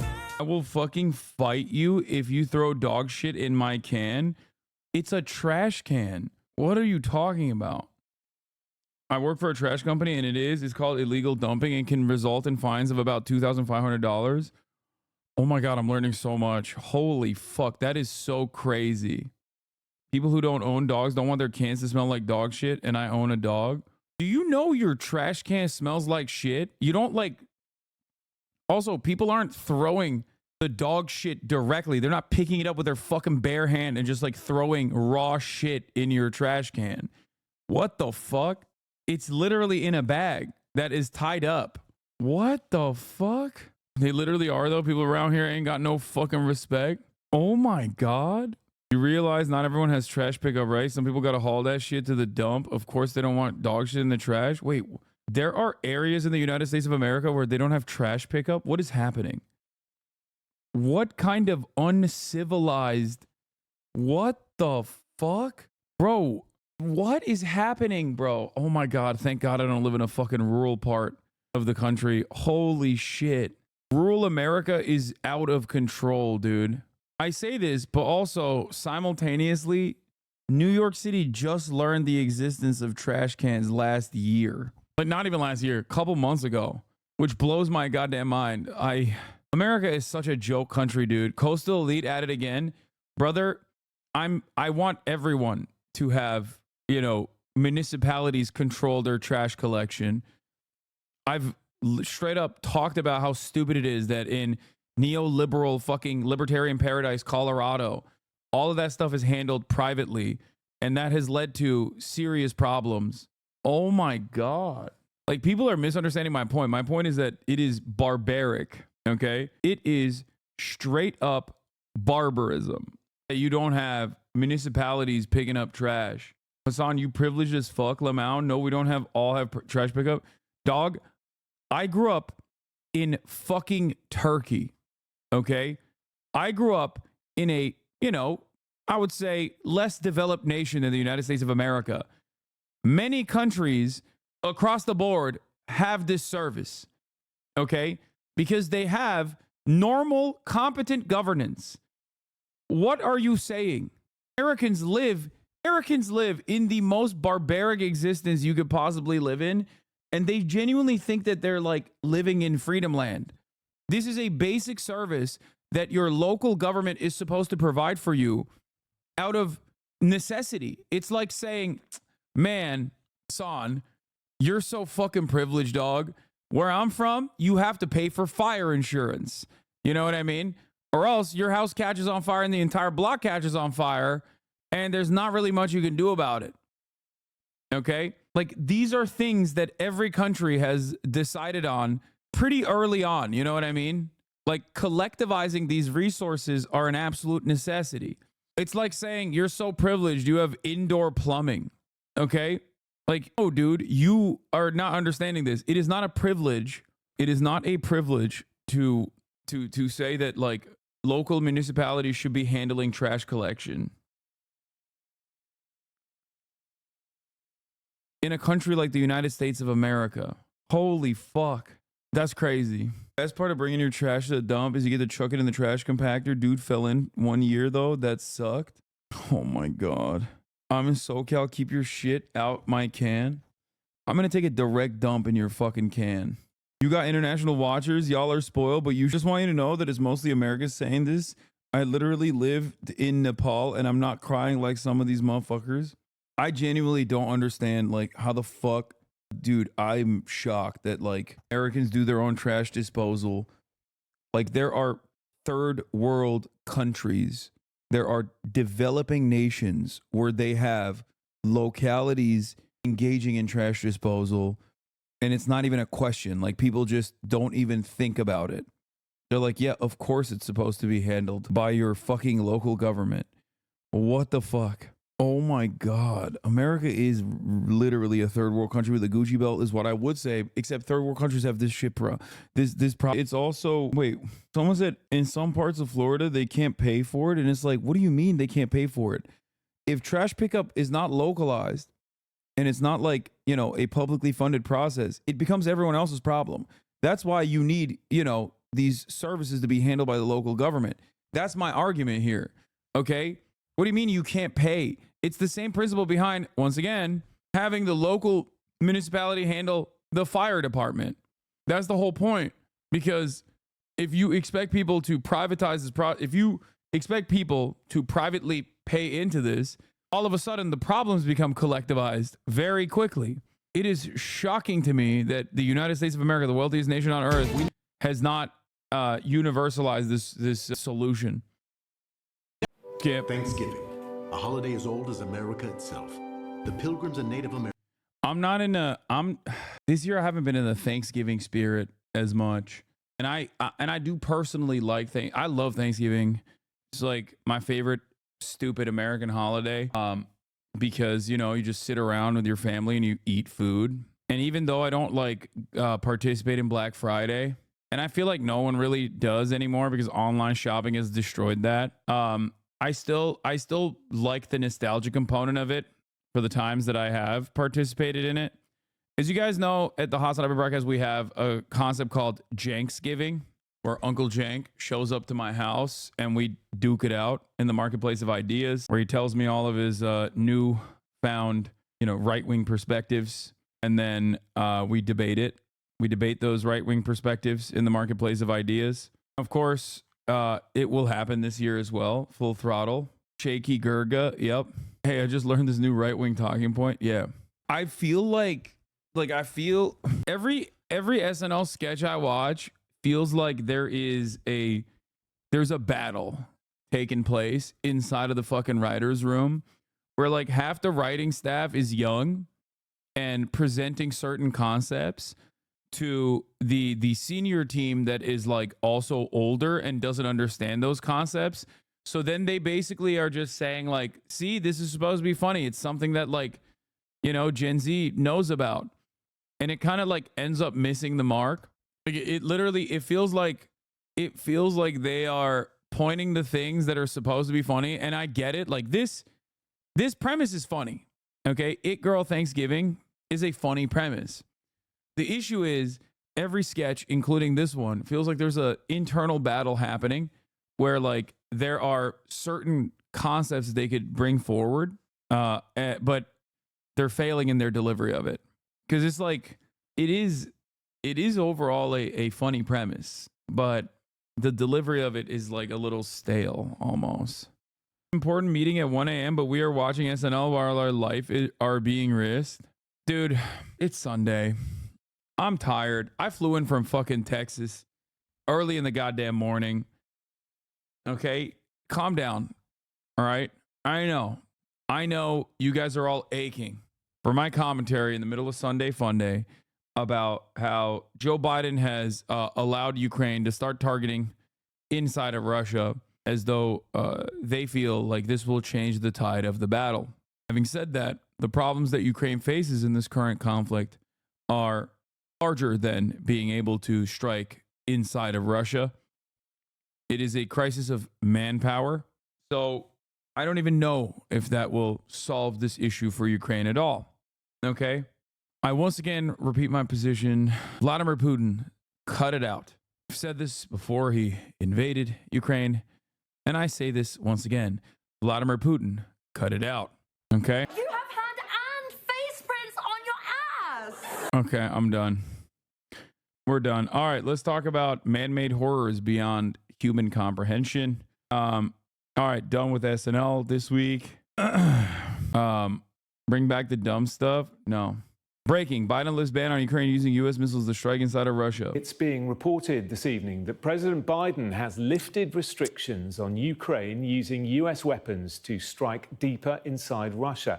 President Zelensky has been pushing Western allies to allow his forces to use the missiles. It's believed the decision could help shift momentum in the conflict. Sky Security and Defence Editor Deborah Haynes joins me now from Rio de Janeiro, where the G20 summit is due to start tomorrow. I'll do a fun react to this news today. will come as a huge relief to President Zelensky, who has been calling for it for many weeks.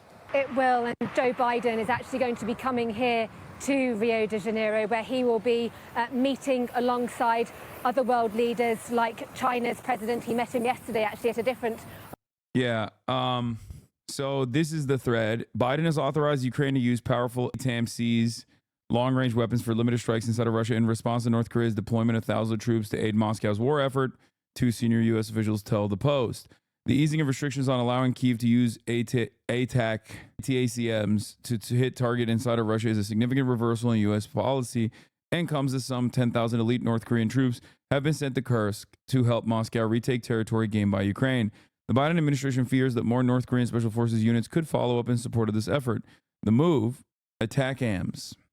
It's such a funny word in general. ATACMs. It sounds like a treat.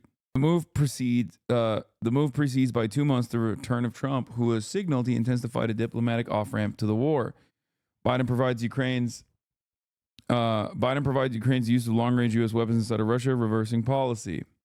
I wonder why Biden gave his approval now. Ukraine's Zelensky says he wants to end war with Russia through diplomacy next year.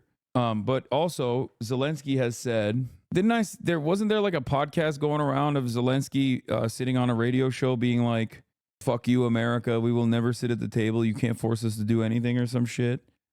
Now, I think that's probably him just posturing in an effort not to get like assassinated. Or maybe it's an older video. The principle still remains. As far as Zelensky being like, oh yeah, nobody can tell us to do anything, which Elon Musk replied with, he's such a funny comedian. His sense of humor is amazing. Firstly, strong Ukraine. It has to be strong for any diplomacy. I want to emphasize again. The USA is not only a potential mediator in the negotiations, it's a country that provides huge amounts of assistance to Ukraine, which can encourage us to sit down at the negotiating table. What message did you get from Donald Trump during this context that you have with him? I mean, he says, I will become president and sit down at the negotiating table. What does it look like? Thanks for reading for us, bro. Couldn't do this without you. I mean, yeah, there are people who listen and don't watch. There are audio listeners. So yeah, that's why I'm reading it out. the negotiating table, what does it look like? No, I think he does not say that. Ми незалежна Україна. We are an independent Ukraine, and it seems to me that during this war, Час цієї війни наш народ і я our особисто people, and I personally, in negotiations with the United States and with Trump, Biden, or other European leaders have proven that with us, the rhetoric of sit and listen is not working. що з нами риторика сідай і слухай не працюючи. І це не And this is not because we are like that, but because this is how we should treat any country. Ми такі, а через те, що так ми повинні відноситись в принципі до будь-якої країни, будь-якого народу. Any people, any leader to respect. This is equality. Це, в принципі, рівність, одна з цих цінностей, One of those values that we are fighting for today. I mean, he doesn't say anything like that bad. The U.S. cannot force us to sit and listen at the negotiating table. We're an independent country, says Ukraine President Zelensky in Ukraine radio interview. But I think the way that the Visegrad boys posted this is not exactly the way that he's talking about it. Like the way he phrases it is not that aggressive at all. It's almost not what he said at all. And yet it seems like nobody fucking looked at what he said and just kind of went off on what the Visegrad sourcing looked like, which is always going to be bad. It's fucking Visegrad. They're dumbasses. I thought Visegrad people are pro-Ukraine. I don't want to even get into what Visegrad people are, but they are a propaganda rag in general. So, yeah, his sense of humor is amazing, says Elon Musk. He didn't even fix it. He said his sense of humor. And then he posted a link to the BBC News. Ukraine Volodymyr Zelensky, the comedian president who's rising to the moment. It's made up to sound like attack him. Zero evidence of Koreans. Putin said the RF will use nukes if there comes a lot of missiles flying since they can be nuclear. I've said already that I don't think Donald Trump is going to, at least with his cabinet picks, he hasn't really shown that he's genuinely interested in like ending this war whatsoever, or at least like trying to find a diplomatic off ramp. Okay, I don't think that he is even remotely interested in that whatsoever. Usually because this kind of stuff does not. America's interest in Ukraine are not born out of, as I've repeated time and time again, a genuine emancipatory goal. America has found itself on the right side of this dynamic. A sovereign nation, having its sovereignty violated by a neighboring state that is waging war on this sovereign nation. So yes, Ukraine does have a right to defend itself. America's interests in Ukraine, however, are in my opinion, extension and continuation of this war. Zero evidence. I have seen no video of Koreans in Kursk, and everything is filmed in this war. It's propaganda. I have seen it. What the fuck? I definitely have seen it, and I'm pretty sure that's not wrong. I think that there are Koreans stationed, like North Koreans stationed in Russia to a certain degree. What I think, current administration has evidence that the next one will severely support. Ukraine doesn't want that, but Russia would welcome this aggression because it's going to justify more occupation. I don't think either side is as thirsty as it seems to continue this. Okay? Ukraine has the right to not be threatened on their border. This is like the flip of the Cuban Missile Crisis, and we are the USSR this time. No. While I understand the Western world's ambitions in Ukraine, its political ambitions in Ukraine, wanting to bring this bordering nation into the sphere of Western influence, and how that could come across as frustrating to Russia, I have always maintained the position that Vladimir Putin's actions of invading Ukraine was the dumbest thing that he could have possibly done in this situation. Regardless of like the additional territory that he's been able to violently seize in this process, it's still an unimaginably dumb fucking thing to do. And it was, and it still is. You have killed tens of thousands of people. You have displaced millions of people. You have mined entire fucking areas. It's just so stupid.